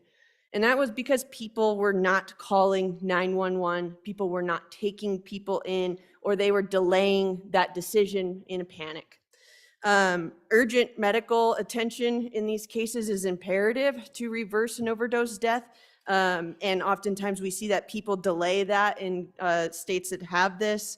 And the other intention of this bill that was, when it was brought to committee, was that, well, this is supposed to get drug kingpins. This is supposed to get drug dealers, the people who cut the drugs and make them potentially more lethal because of maybe the different mixtures that are included. And the reality, and we heard from a prosecutor that wanted to bring this bill, that none of her cases include family members or people close to the person who's deceased. And I did a little bit of digging. I talked with some defense attorneys in various parts of the state, and they said that majority, when they look at this, we're dealing, especially with drug charges, are people that they know. So under that Title 35, it's folks that they know. It's the people closest to them. In fact, because it's incredibly difficult for prosecutors to prove that they are responsible for causing the death of the person who overdosed. And it gets harder and harder every step removed. So while we might be trying to intend to target drug kingpins or the people who manufacture and distribute this, the reality is that we're getting people who know the victim. We're getting their friends and family. And other states have seen this as well. What we've seen is that 2/3 of cases in one state, the prosecutions involved minors with no evidence of previous distribution or drug dealing, family members who engaged recreationally, or small-time users, not drug kingpins, not the people that are bringing large amounts of drugs into our communities. Another state, we looked at 100 most recent cases. Of those, 90% were friends or relatives of the people, and they were low in the chain of the distribution. We're not getting the people that we want to get. We're not solving a big time problem. We are increasing the number of people we're putting in our prisons who are wrapped up in something that they didn't intend to do. No one is likely intending to kill this person. One defense attorney I talked to said that their client left Oxy with his spouse, and the spouse overdosed, and he got charged. He wasn't there. That's a problem. There's ample scientific evidence that this law does exactly the opposite. Please vote no. Chairman Washit. Thank you, Mr. Chairman. So if you don't want to go to prison for manslaughter, don't deliver drugs to people. Simple solution, okay? In this day and age, our testimony we heard over and over again was about fentanyl poisonings, not overdoses, poisonings, where people were given some illegal drug by either a family member or a friend or a major drug dealer. Either way, they were given an illegal drug that contained fentanyl, and they didn't know it had fentanyl in it. And it killed them. Somebody gave them poison, and it killed them. Whether they intended to or not, they murdered them by giving them an illegal substance. This is a fine bill. Vote aye. Representative Yan. Thank you, Mr. Chairman. So trying to imagine the situations that could happen here. And I think it's not just doing heroin together with your friend, but it could be other recreational drugs. So there are other recreational drugs, right? So like if you brought some cocaine over to your friend's house and you two are doing lines, but you didn't realize that your dealer laced it with fentanyl because you brought it to your friend's house and you're doing it with them, are you now guilty of drug-induced homicide? And is that fair? I mean, I guess that's the policy question. And does that incentivize you to call EMS to actually get some help for your friend, or does that incentivize you to just up and leave because you're worried that you might get connected to it? Any further discussion? Representative Singh. Thank you, Mr. Chairman. I'd like to remind this body that alcohol is in fact a poison as well, but we don't hold those who distribute alcohol to people that are of competent age as murderers. Also, I would like to emphasize that this bill highlights that the war on drugs has been an astounding victory. So, thank you. Representative Bear. Thank you, Mr. Chairman. I just wanted to address the comments from the good representative from the land of higher education, representative from District 45, stated that, you know, if these people are providing these drugs and then, you know, they get into trouble, they realize there's an overdose and the person's life is in danger, that they're not making phone calls to get assistance. They're not making assistance for fear of their own prosecution. Well, I do believe that's the intent of the bill, that somebody puts their own personal concerns above the life of another individual. Now, not to make light of the situation, but considering the conversation about friends, maybe we should bring another amendment in a future reading regarding exempting if you're the friend. Representative Brown. Thank you, Mr. Chairman. And I just wanted to correct something just a few seconds ago from a couple speakers that yes, alcohol is a drug, and yes, if you provide alcohol knowingly to somebody who is intoxicated and you continue serving them and they go out and they commit a crime, DUI, vehicular manslaughter, something like that, you can actually be held liable for those charges as well. So we do actually enforce this almost exact same statute and exact same process for alcohol as we would for these drugs that we're considering right now. Any further discussion? Question being called. All those in favor of Chairman Washett's motion when the committee of the whole rise to the report to do so with the recommendation that Senate File 181 do pass. All those in favor say aye. Aye. All those opposed say no. Senate File 181 is passed the committee of the whole. The next bill for our consideration is Senate File 109. The reading clerk will read the bill. Senate File 109, sponsored by Senator Salazar, prohibiting chemical abortions, an act relating to abortions. Mr. Speaker, your committee number 3 revenue, to whom is referred Senate File 109, prohibiting chemical abortions, respectfully report same back to the House with the recommendation that it do pass with the following amendments. Ayes, Representatives Bear, Harshman, Locke, Northrup, Oakley, Strzok, Swanitzer. Noes, Representatives Byron, Storer. Representative Harshman, Chairman.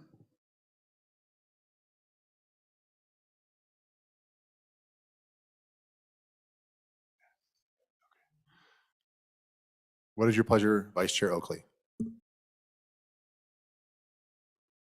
Thank you, Mr. Speaker. I move that when the committee of the whole rises to report, it do so with the recommendation that Senate File 109 do pass, and I further move the adoption of the standing committee amendments. Thank you. Chairman Olson? All right, I'm going to walk you through the bill, Mr. Chairman. So I do ask for your favorable consideration of Senate File 109. I want to first start by saying that life is our most basic God-given right. It is precious and it is sacred. We have to protect life. We have to defend life, because without the protection of life, all other rights cease to matter. I stand in strong support of ending chemical abortions in Wyoming and for protecting human life. With that, I'm going to walk you through this very simple bill. In summary, the bill prevents the use of 4 drugs which are used for the purpose of performing a chemical abortion. These drugs are listed on page 4, lines 10 through 13.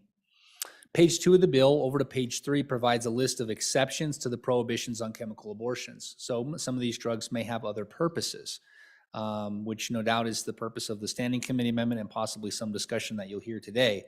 But I want you to understand that there are 4 major exceptions already in the bill. Number 1, the bill does not prohibit the use of contraceptives. That's important. It also includes emergency contraceptives, commonly known as Plan B. So the bill does not prohibit the use of contraceptives. Number 2, the bill does not prohibit the use of drugs in treatment of a natural miscarriage. That's really important because the Standing Committee Amendment that we're going to discuss deletes from the bill one of the chemicals that is used to treat a miscarriage. But already, the bill already provides an exception, making that amendment unnecessary. Number 3, the bill does not prohibit a chemical abortion in the case of rape, incest, or when a woman's life is in imminent peril. So those are all very important to think about as you're processing the bill. It has plenty of exceptions built into it. The bottom of page 3, lines 15 through 18 state that a woman who receives an abortion who receives a chemical abortion, shall not be the subject of prosecution under this bill. So that's also important. So why do we need this bill? Last year, there were 98 abortions performed in Wyoming, and nearly 50% of those all of those were chemical abortions, Chemical abortion has a complication rate 4 times that of surgical abortion, 4 times the rate of surgical abortion. And as many as 1 out of 5 women will suffer a complication from result of a chemical abortion. Chemical abortions are over 50% more likely than surgical abortions to result in a following ER visit within 30 days, affecting 1 in 20 women. Chemical abortions are risky and they are dangerous. I urge your aye vote in support of Senate File 109. And I will certainly open myself up to any questions. Any further discussion on the amendment? On Standing Committee Amendment number 1? Yeah, on the amendment, Mr. Chairman. Representative Olson. Thank you. I'd like to divide the amendment. Division number 1 being lines 9 through 12. Division number 2 being lines 1 through 8 and 13 through 21. Did you want that restated? Mr. Chairman, I think we've got the division. Okay. The chamber will stand at ease for just a moment while the chair considers if it's divisible.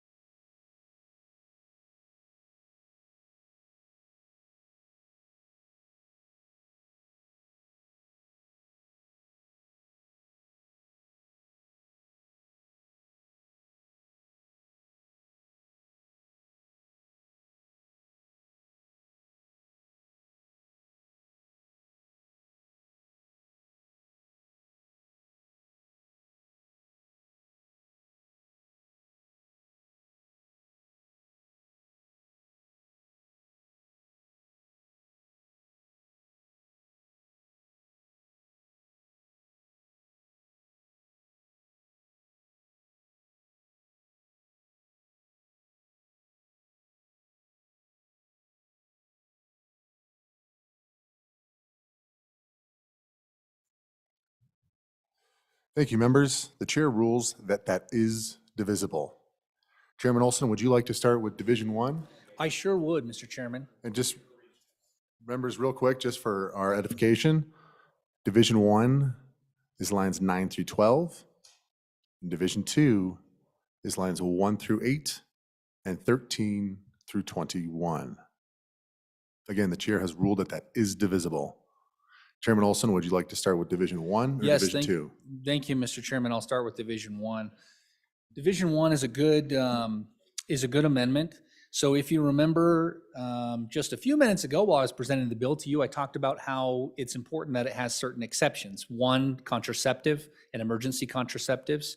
2, that any of the drugs listed in the bill can be used to treat a natural miscarriage. That's huge because because the drug misoprostol, I guess, I don't know how to say it, is used for miscarriages. That's huge because the bill already covers it as an exception. But if you don't think that's enough, that's why this amendment is a good amendment. It provides a catch-all exception that says that as long as any of the drugs listed in the bill are being used for a medical purpose other than an abortion, then it's okay. And I think that with that amendment, the rest of the amendment, Division number 2, is wholly unnecessary because everything that you might be concerned about using these drugs for additional medical purposes is covered under this exception. Thank you, Mr. Chairman. Any other discussion on Division 1? Representative Baer? On and against the division, and if I'm understanding the division correctly, this is actually the division that will strip one of the 4 drugs that originally were spoken about as far as the drugs that would be denied for the use of abortion. And that being the case, we already have verbiage in the bill saying that if you're using any of these 4 drugs for a purpose other than abortion, it will be okay. The fear is, I'll give you the contradictory side, and that is the fear that someone would be prosecuted for providing these drugs for some other purpose. But the bill is clear that this is the way, these are already accepted. So on and against the amendment, or the division. On the amendment. Any further discussion on amendment number 1, which is lines 9 through 12? Representative Penn. Thank you, Mr. Chairman. I think there was some confusion as to which, was just reminded. So Division 1 is lines 9 through 12, and I'll just read the words. Chemical abortion drugs as defined in this bill, if used for any other medical purpose. So that's that's an exception. And so, I think that this bill already states that in other ways, but if people feel like it's beneficial to the bill to have that phrase in there, I think that's a reasonable amendment. I would urge, and I vote on Amendment 1 or Division 1. Thank you. Any other discussion on Division 1? Again, lines 9 through 12. Representative Oakley. Thank you, Mr. Chairman. And so I agree with the previous speaker and so this subsection is under that says it shall not apply to. So this is a carve out that our medical professionals asked, us to have as far as these drugs, just to make it clear that we're not trying to criminalize if they're doing other types of medical work and not, exactly what we're trying to do, right? We're trying to deal with chemical abortions and not other stuff. That's what this says. So I'd urge an aye vote. Any further discussion on Division 1? Chairman Harshman. Thank you, Mr. Chairman. I'm rising in support of Division 1, again, with the good co-sponsor, the practitioner, and others who have spoken on this. I think this is a really important part. When you hear testimony on this and you hear from folks who have delivered over, combined 5,000 babies here in this town alone over the last 3-4 decades, this will be an important part to strengthen this bill. And I think our pro-life folks who I've worked with for decades here are in support of this as well. So I urge your aye vote. Thank you. Representative Bear. Thank you, Mr. Chairman. You know, on and for Division One now, I did mention that I was concerned that I had to rapidly determine how this was going to work. And that is really the problem with dividing these amendments, folks. It makes it difficult to really understand what we're doing until you have a chance to put it into the bill. But I am on and for Amendment number 1. I think it does exactly the opposite of what I said earlier. Representative Bear, you can blame the chair. It's okay. Again, Division 1 is lines 9 through 12. Any further discussion? Question being called. All those in favor of Division 1 to the House Standing Committee number 1, say aye. Aye. All those opposed, say no. That division is adopted. We are on to Division 2. Representative Olson, did you want, or Chairman Olson? No? Chairman Harshman. Thank you, Mr. Chairman. I would further like to subdivide Division 2. I can sense. Chairman Harshman, what is your division? Thank you, Mr. Chairman. I can sense the excitement on the floor. Now, really, it's pretty simple, folks. This concept of lines 20 and 21 at the very bottom of the amendment where it talks about the drug, misoprostol. I would like to divide that out, Mr. Chairman, to make that division number 3. Subdivide it out of Division 2. And then I'd say, let's go back on Division 2. Keep working it and save that for last. The chair rules that it is divisible. Chairman Harshman, would you like to proceed with Division 2 or Division 3? You know, I think, well, now that I'll just go with Division 3 and we'll just talk about this because it basically relates to Division 1 that we already adopted. And if you look in the bill, there's a whole menu of prescriptions. Okay, and so, as a father of 4 children and a couple that were not successful, I didn't really know about this until I heard the testimony and really how this works. The first one that's in the bill, that's the one that will end the pregnancy, right? And that's in the ban. But it's the second one, this one spelled out here on line 21. In testimony, it's prescribed hundreds of times in a week in this community alone. And it's for pregnancies. And then I got thinking about it and I worked on this a little more, and my lovely wife had this prescribed 3 times for our darling children. And so the point was that they don't care about the other drug because that's the one that they go in 2s, right? One will end the fetus, kill the baby. The other one will expel the baby. But this second one is used in many pregnancies. So we can have healthy babies. That's how I understand it. And so that's why this was brought here. Now, have I prescribed drugs? No. But all I listen to is doctors who have delivered 5,000 babies in this town. One of them was pro-life, one of them was pro-choice. And so that's why I think to divide this and talk about that a little more, because if this drug, which is used hundreds of times a week in this community, thousands of times across the state to deliver babies, if this drug is put in there, the testimony that I want to refer to you, and you can go back and look at it on the YouTube, is that pharmacies won't carry it. Chairman Harshman, we try to avoid using proper names of companies.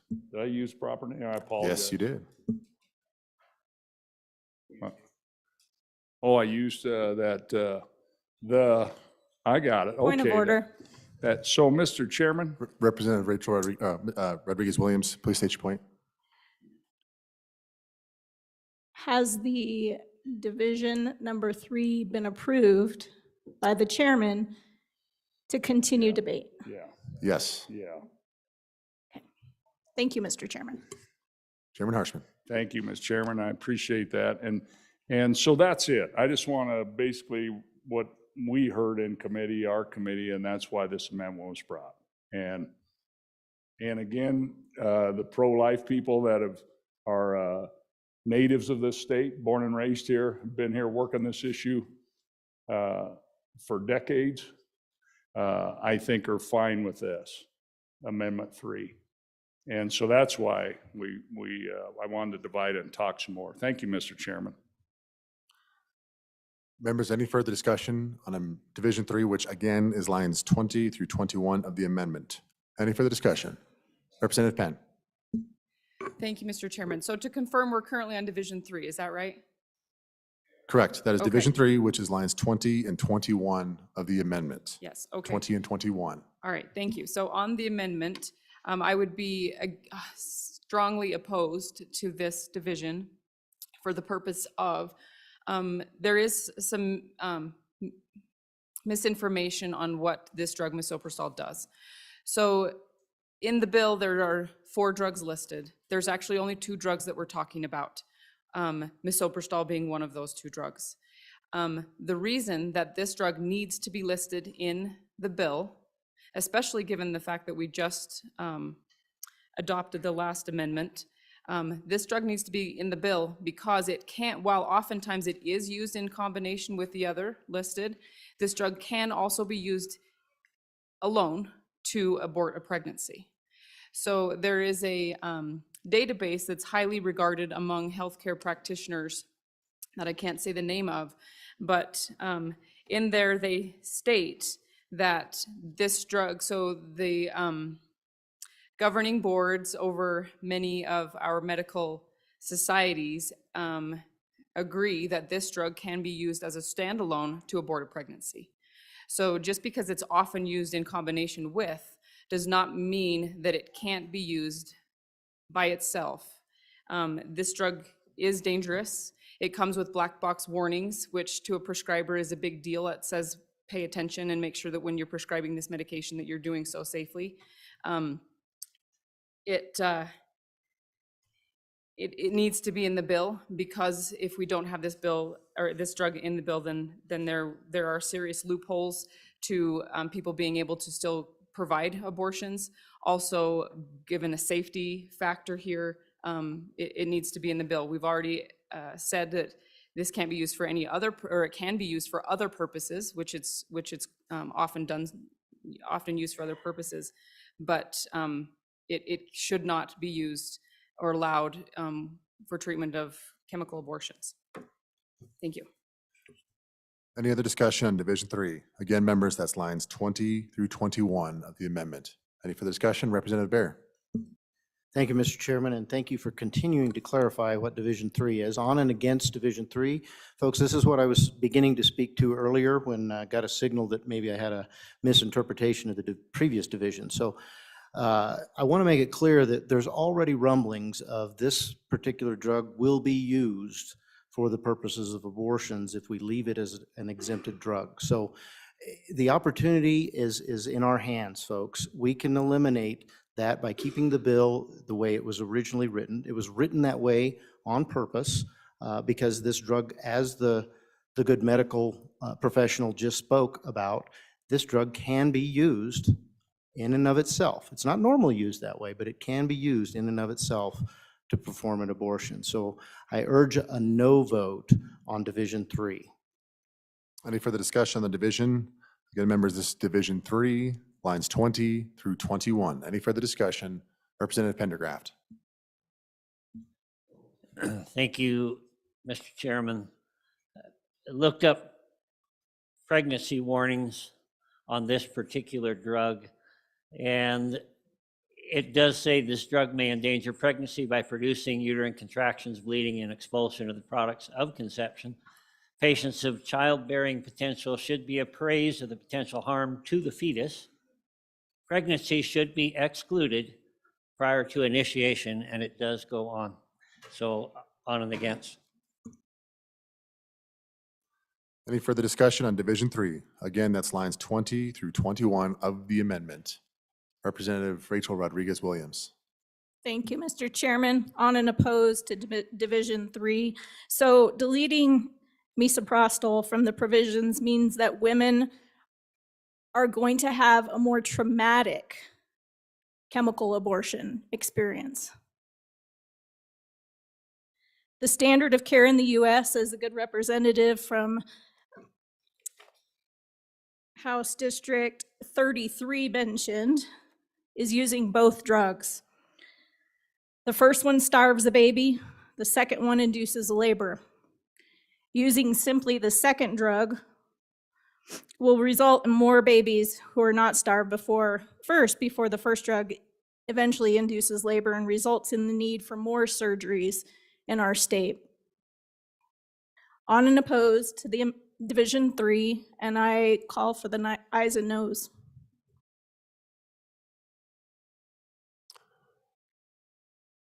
Representative, that motion is out of order. The chair rules that motion out of order pursuant to Mason's 618. Any further discussion? Representative Lawley. Thank you, Mr. Chairman. On and against Division 3, ladies and gentlemen, two things can be true at the same time. Yes, this drug is often used in many ways during a pregnancy. It's used to stop bleeding sometimes. It's used to treat various things that can happen in pregnancy to keep that pregnancy viable and healthy. It's also used to insert IUDs often. There's many, many uses of this drug. But it's also true that it can be used alone to cause a slow, more painful, more messy, more problematic induced abortion. And here's the unintended consequence in taking it out, is that we actually end up directing people towards that. By outlawing the primary drug, but allowing this, we provide a loophole, if you will, but it is not a good outcome. So again, against the Division. Any further discussion on Division 3, lines 20 through 21 of the amendment? Representative Oakley. Thank you, Mr. Chairman. So this discussion about this drug, the idea that somehow we got misinformed by the three doctors who came and testified in front of us.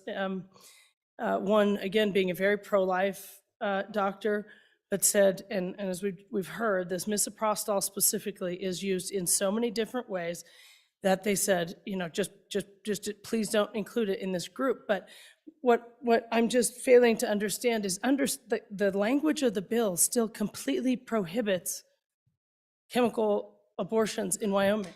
That doesn't change.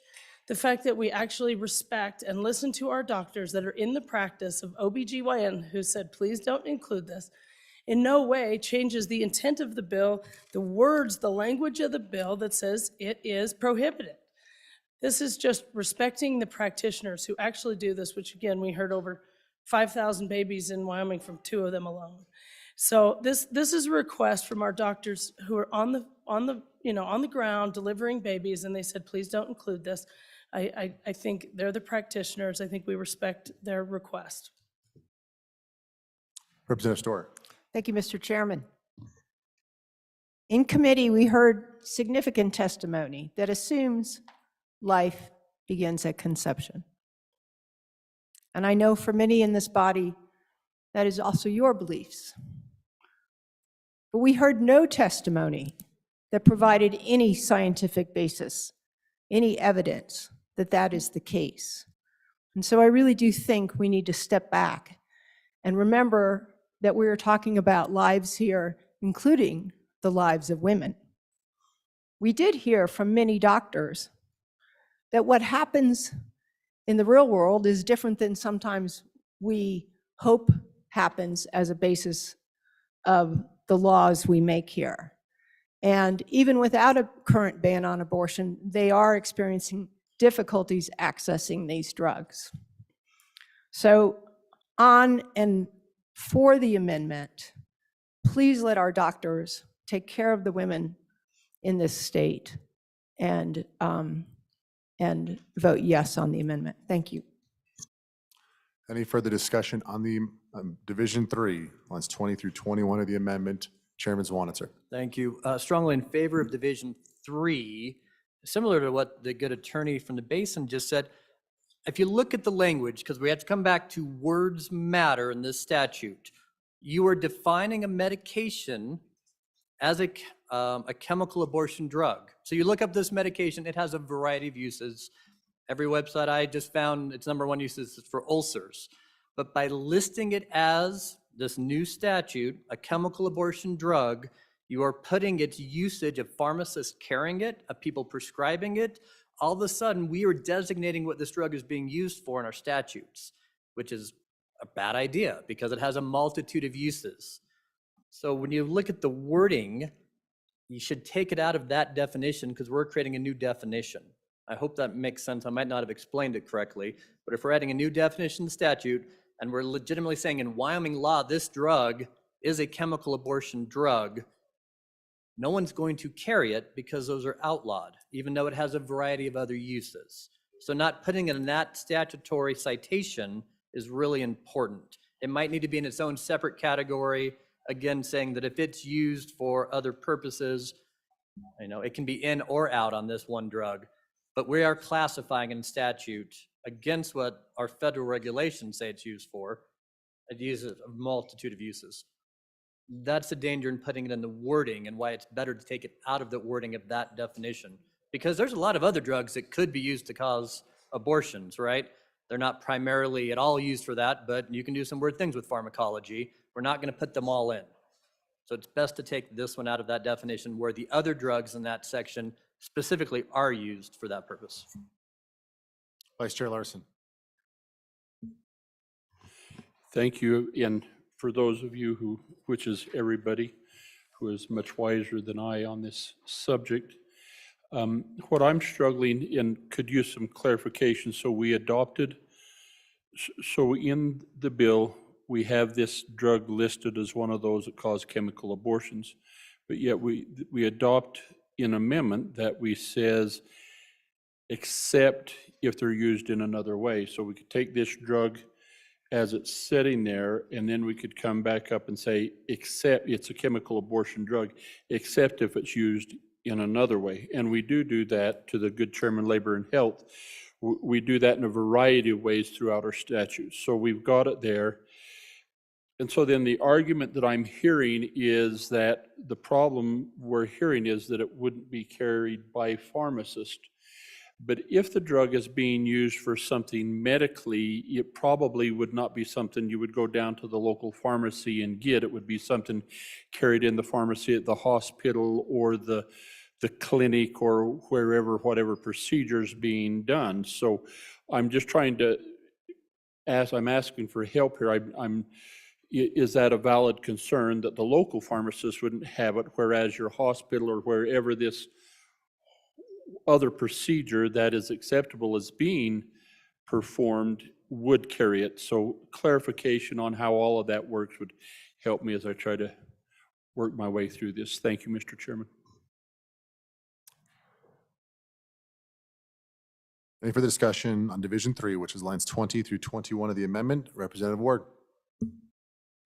Thank you, Mr. Chairman. I urge a no vote on Division 3. This bill specifies it is for this drug as used to induce abortion. It can be used for other purposes in other arenas. And by the way, as an aside, as a doula, I've experienced with this, having seen it used. It is dangerous also in other arenas. It can cause placental hemorrhage.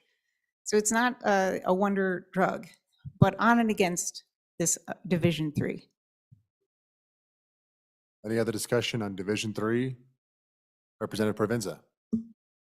Thank you, Mr. Chairman.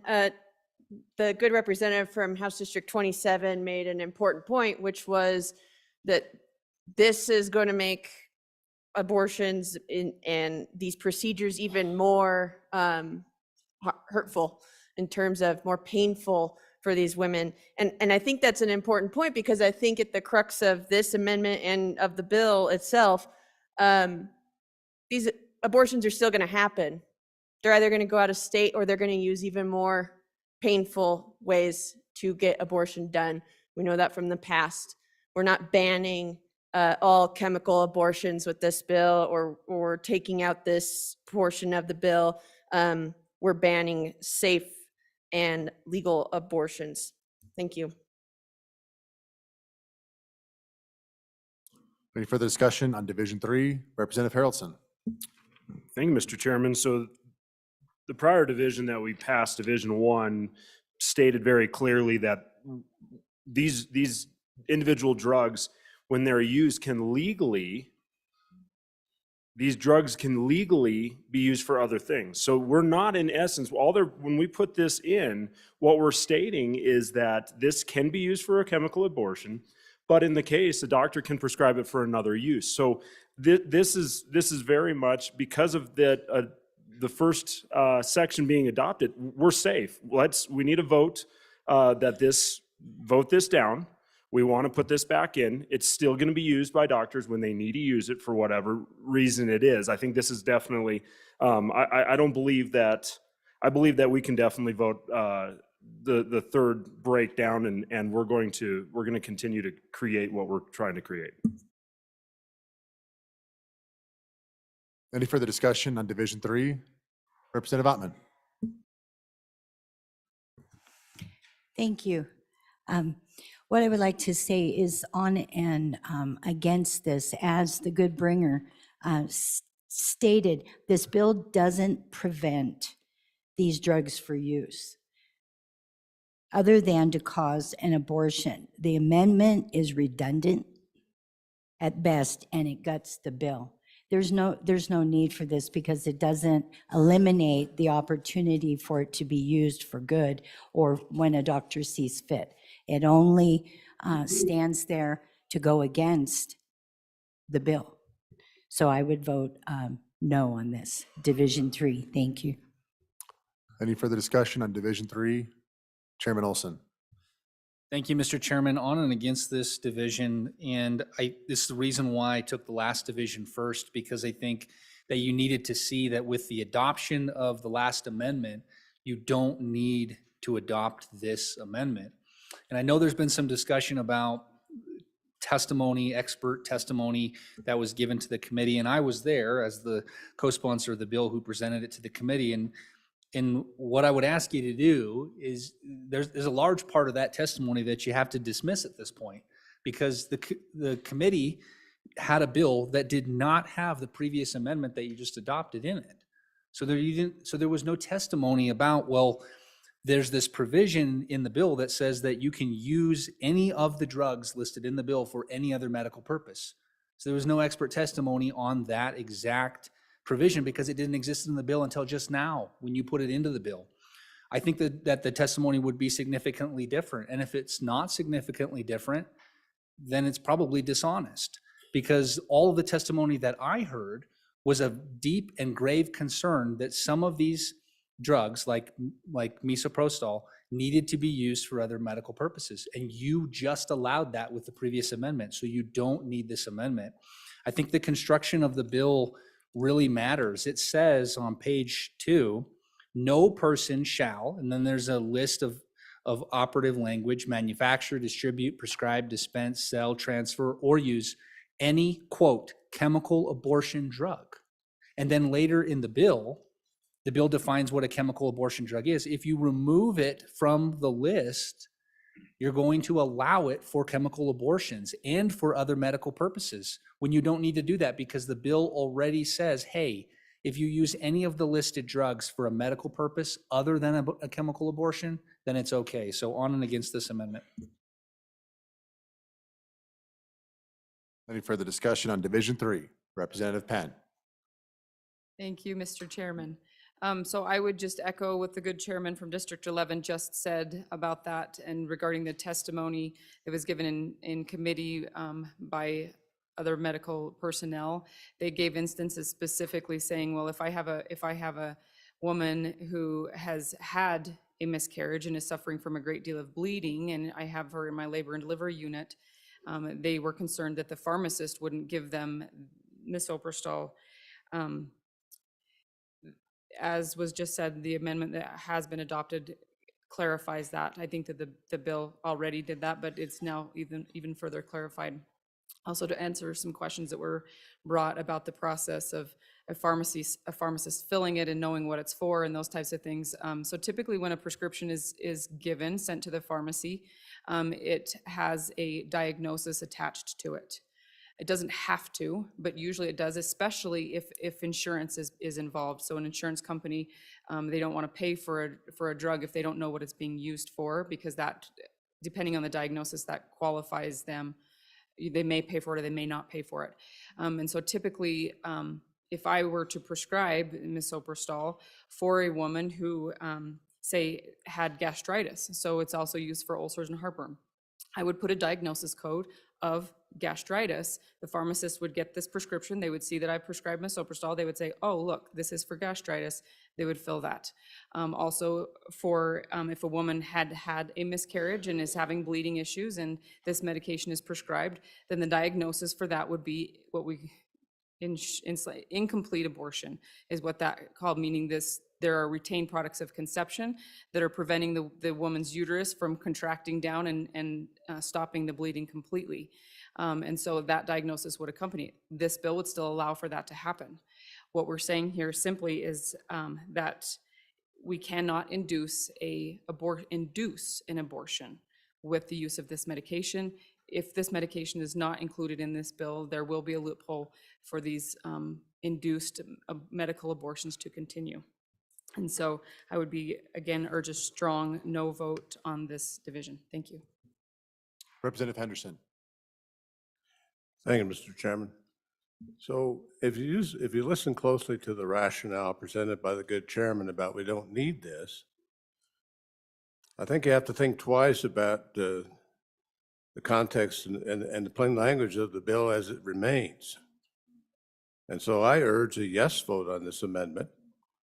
We still have a couple more readings, but I think it complicates, and I think that there's so many valid uses. There are medically approved uses of drugs, many drugs, and vaccines. I mean, you can use a smallpox vaccine to get rid of acne and other things. But this is so important to the health of women and the children that are involved. I urge caution. Think about the circumstances, situations where these women are in situations and they have a conversation with their doctor, and I think that conversation should take some weight.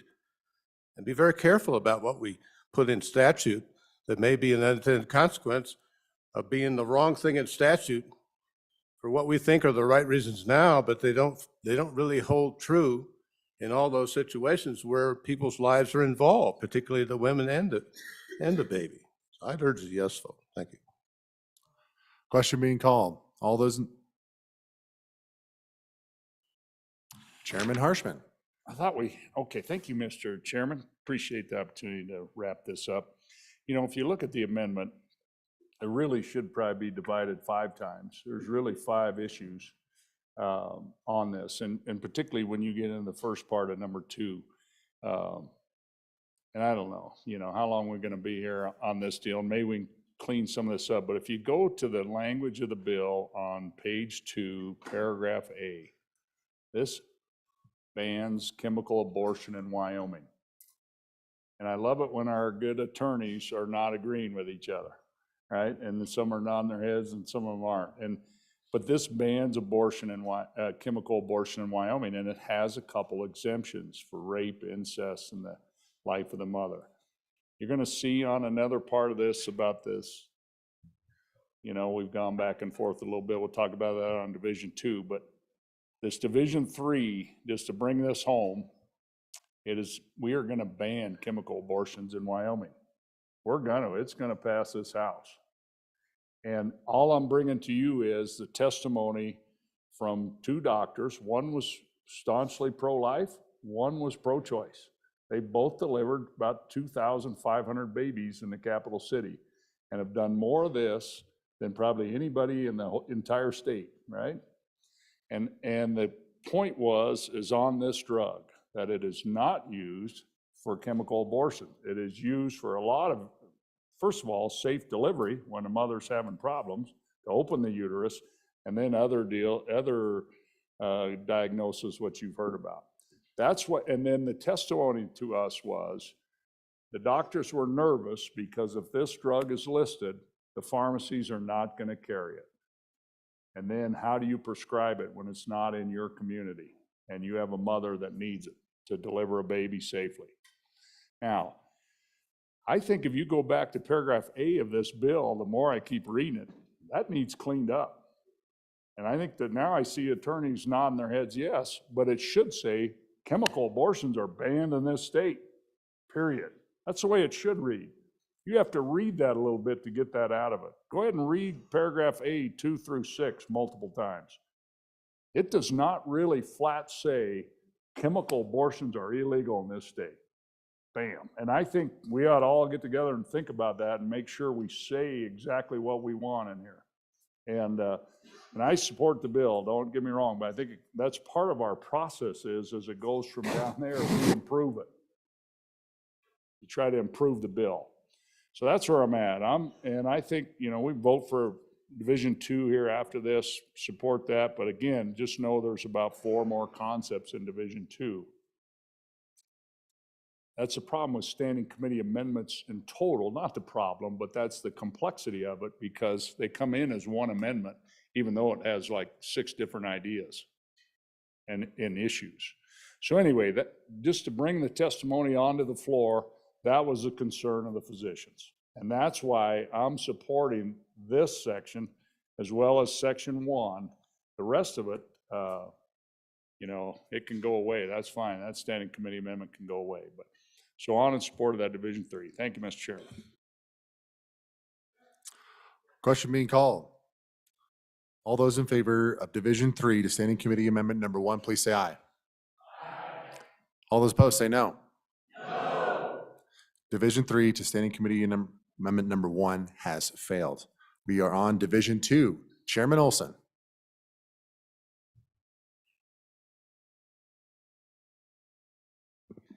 Thank you, Mr. Chairman. Division 2, I would urge you to reject this division as well. I honestly, again, Division 1 is just so broad that it covered everything that it really needed to cover for the concerns that people have.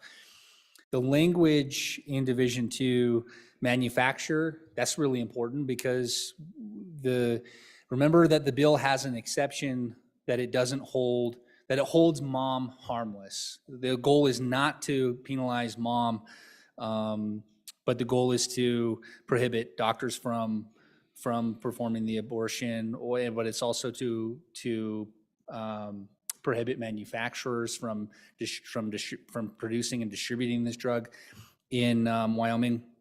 And, you know, this amendment, it came in for kind of an odd reason. It came in because we were worried about UPS or FedEx. Oh, there we go. Worried about drivers. Chairman Olson, thank you. Yeah, thank you. I'll reprimand myself. We're worried about drivers delivering the drug, but the real concern is online pharmacies. That's the actual concern, and that's why the language manufacture and distribute needs to stay in the bill, because if you go to that popular search engine on your computer and you perform a search, you can see very easily all kinds of ads for chemical abortion drugs. And so the idea is to prohibit those from distribution. So the language manufacture, distribute, and transfer, all very important for the bill to do what it does. So I urge a no vote on this amendment. Any further discussion on Division 2? Representative Penn. Thank you, Mr. Chairman. I also would urge a no vote on this amendment. We need this specific language in the bill because, as was said, it prevents these chemical abortions still being obtained through mail order and telehealth. And if these words are eliminated, that will be another loophole. 20 of our Wyoming unborn citizens' lives were taken last year because of mail order or telehealth chemically prescribed abortions. And so this language is very pertinent and important to this bill.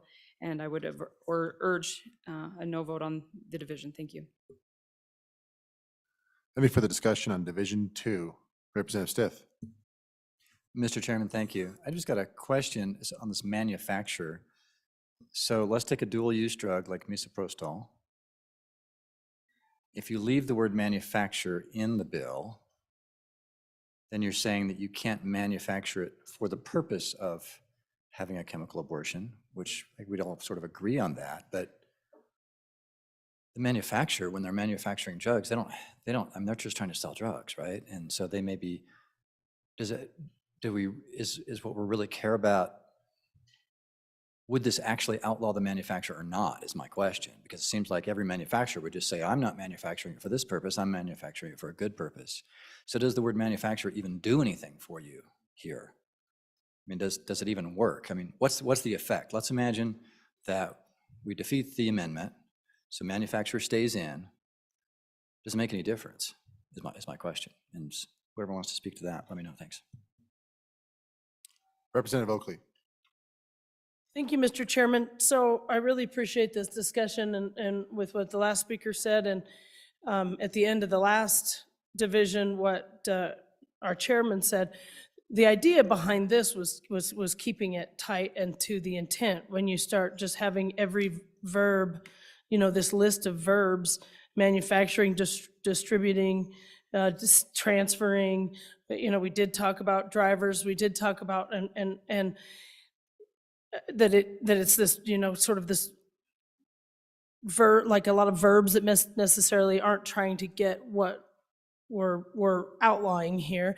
And as the good chairman said, I mean, aren't we really just trying to say no person shall, I mean, you could even take it down, use any chemical drug for the purpose of procuring or performing an abortion. So the idea, again, I mean, we're just trying to get this to clearly state what we're prohibiting.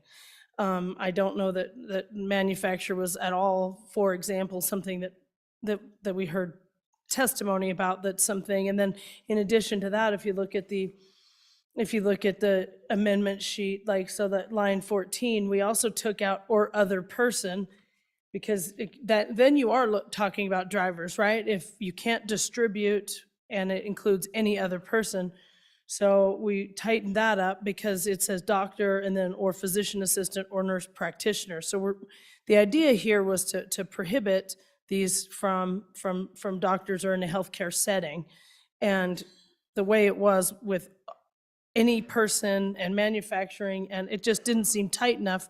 And I think we want that so we can say this is what's prohibited. That was the discussion behind these. So I think it cleans up the bill, keeps it tight on what we are actually trying to prohibit and who we were trying to prohibit from doing. Any further discussion on Division 2? Vice Chairman Larson. Thank you. As I read that conversation on manufacture, it's manufacturing the drug within what I would be the geographical borders of the state. So it says that no person shall manufacture any chemical drug in the state for the purpose of procuring or performing an abortion, if I'm reading that accurately. And so I'm looking for help on that. And so if they're not allowed to manufacture it in the state, which I doubt anyone is, they're buying it from a manufacturer outside of the state and bringing it here. So I too am struggling to understand the value of manufacture being in that language. If somebody would help me walk through that a little bit. Any further discussion on Division 2? Chairman Washit. Thank you, Mr. Chairman. I guess the big problem with the amendment is it not only includes manufacture, but also distribute, right? And so if you're trying to get the manufacturer side out, I think I can follow that argument, but then you put in the distribute. And if you look at these online websites, they say, order here, we will then distribute to you upon request this drug. So I think distribute definitely needs to stay in, and it's included with manufacturer at this point. So on it against the amendment or the division. Further discussion on Division 2? Representative Walters. Thank you, Mr. Chairman. Trying to understand this better, and it really comes from a comment that was made earlier in the discussion about the number of these occurring through telemedicine and telehealth.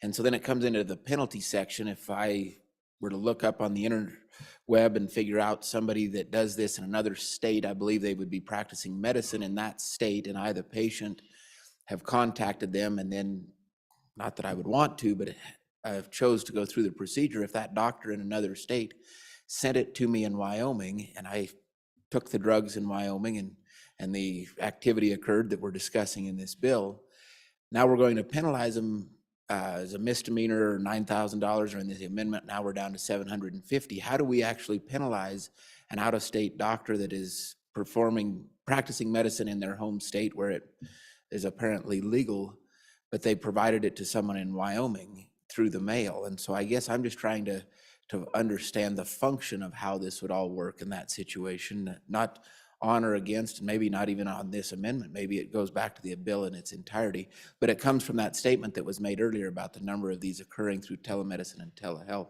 So again, just trying to learn a little bit more in that regard. Further discussion on Division 2. Representative Chestek. Thank you, Mr. Chairman. On and in favor of the amendment, and in response to the good chairman's comments about the word distribute, I do think distribute needs to be in here too. The distributors are in the same position as the manufacturers. They don't know how that drug is going to be used when they're distributing it. An order is placed, the manufacturer can ship it because they don't know if it's going to be used for abortion or not. The distributor delivers it to the pharmacy because it doesn't know how that drug is going to be used either. So when you prohibit the manufacture or distribution of these drugs, you're prohibiting it for valid non-abortion uses. And if the manufacturers and distributors, are they going to now have to ask whoever they're manufacturing for or whoever they're distributing to, do they have to ask, well, how is it going to be used? And do they put some kind of a label on it, say this shall not be used for abortions? There's no way you can enforce that. So I do think the amendment is a good amendment. It needs to have both, it needs to delete both manufacturing and distributing because those people have no idea how that drug is going to be used, and it could very easily be used in a valid, legitimate medical purpose. Thank you. Representative Ottman.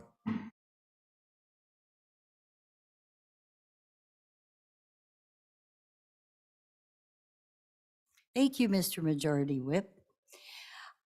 Just to go along with the last speaker and a few of the others that have brought across the point, is with the manufacturing and distributing, they don't know what it's going to be used for. And I would just suggest that this bill is to go along with the state, but also for the protection of our young girls and women who are in this position, that they go to a doctor and have this prescribed, that they're not doing things over the internet or ordering things.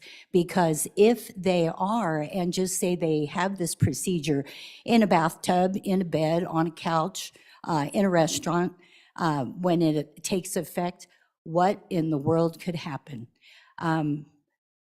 So I would just say no on the amendment. The bill has been worked and worked, and I would say no on the amendment or the division, and yes on the bill. Thank you. Any further discussion on Division 2? Representative Penn.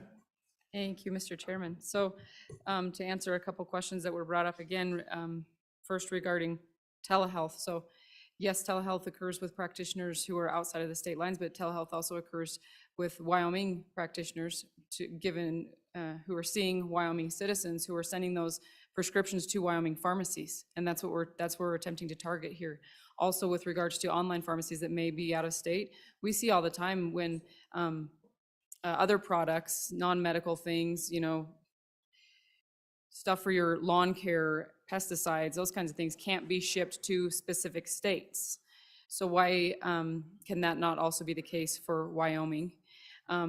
So people understand, there was a study done where an entity attempted to find or to obtain these medications in question online without prescriptions. And they were actually able to do so from 20 different online pharmacies without prescriptions, and those things were shipped right to their home.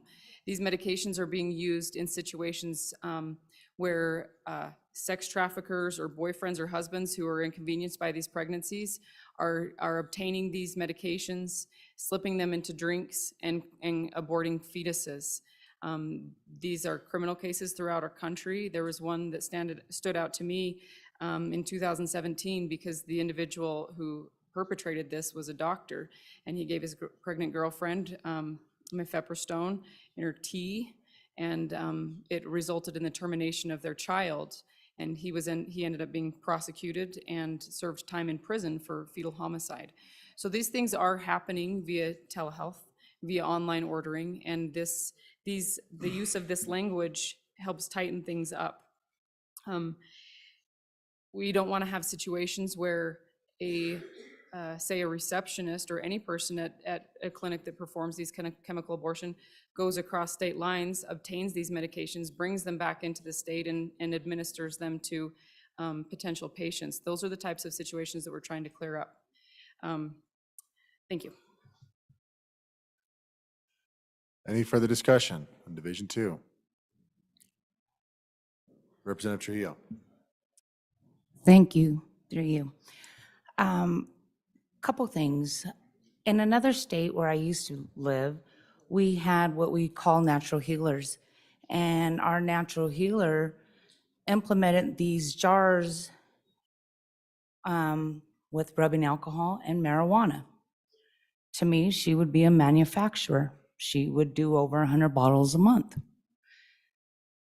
People would come and say, hey, can I have this? Her family would distribute this medicine.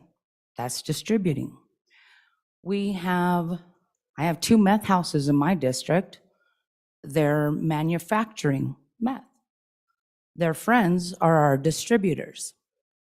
So if we look at the state of Wyoming, getting rid of all abortion possibilities, I would call it safe to assume that we would have homemade manufacturers and distributors.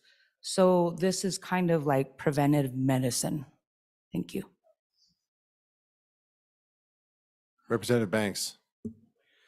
Thank you, Mr. Chairman. On and against this division, and one of the things that concerns me is the amount of the fine. It's taken it from $9,000 down to a mere $750.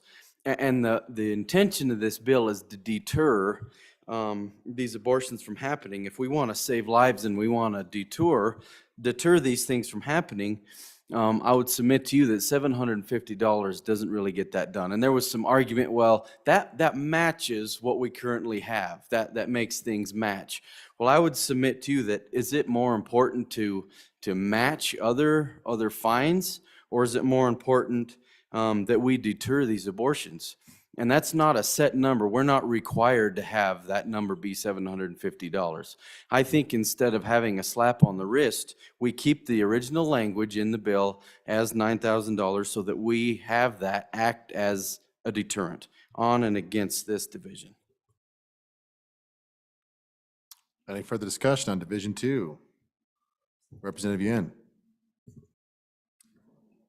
Thank you, Mr. Chairman. So I think this discussion on Division 2 really harkens back to that discussion about a drug, misoprostol, right? So we're talking about drugs. There's a possibility that there are drugs that have other uses, but if you are distributing drugs that have other uses, like misoprostol, you might be found guilty of manufacturing and distributing because you literally have no idea what it's going to be used for. So instead, you're going to be cautious, right? You're the UPS driver, you have something that says it's got misoprostol in it, or you are a manufacturer that's trying to send to a pharmacy, but you know that this law is in place in Wyoming. Why would you send misoprostol to Wyoming if you think that there's any risk of you being found criminally liable? So I caution the body, because with both Division 3 defeated, and if you defeat Division 2 as well,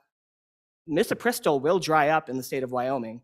I think the doctors are correct there, that if those manufacturers and those distributors don't know that they can legally get it to the state of Wyoming, because no one can know what it's used for if you are the UPS man that's delivering those drugs, then they just won't send it to the state. So I caution the body for these unintended consequences.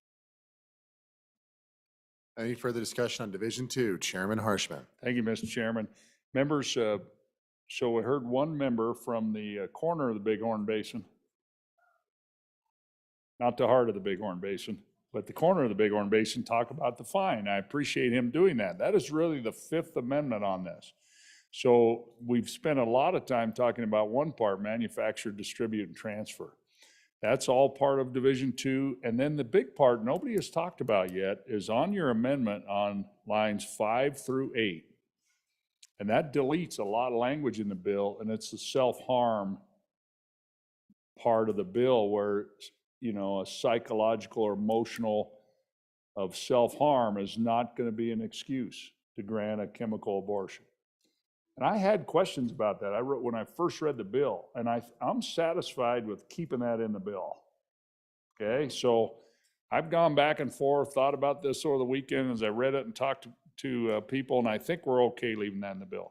I think we're probably okay right now, the manufacturer, distribute. So I'm saying you can vote no on the amendment. And then the other parts, which Bighorn Basin representative talked about, 9,000 is probably all right. Keep that in there too in the bill as a deterrent. And then finally, what we did on lines 14 and 15, it says physician or any other person.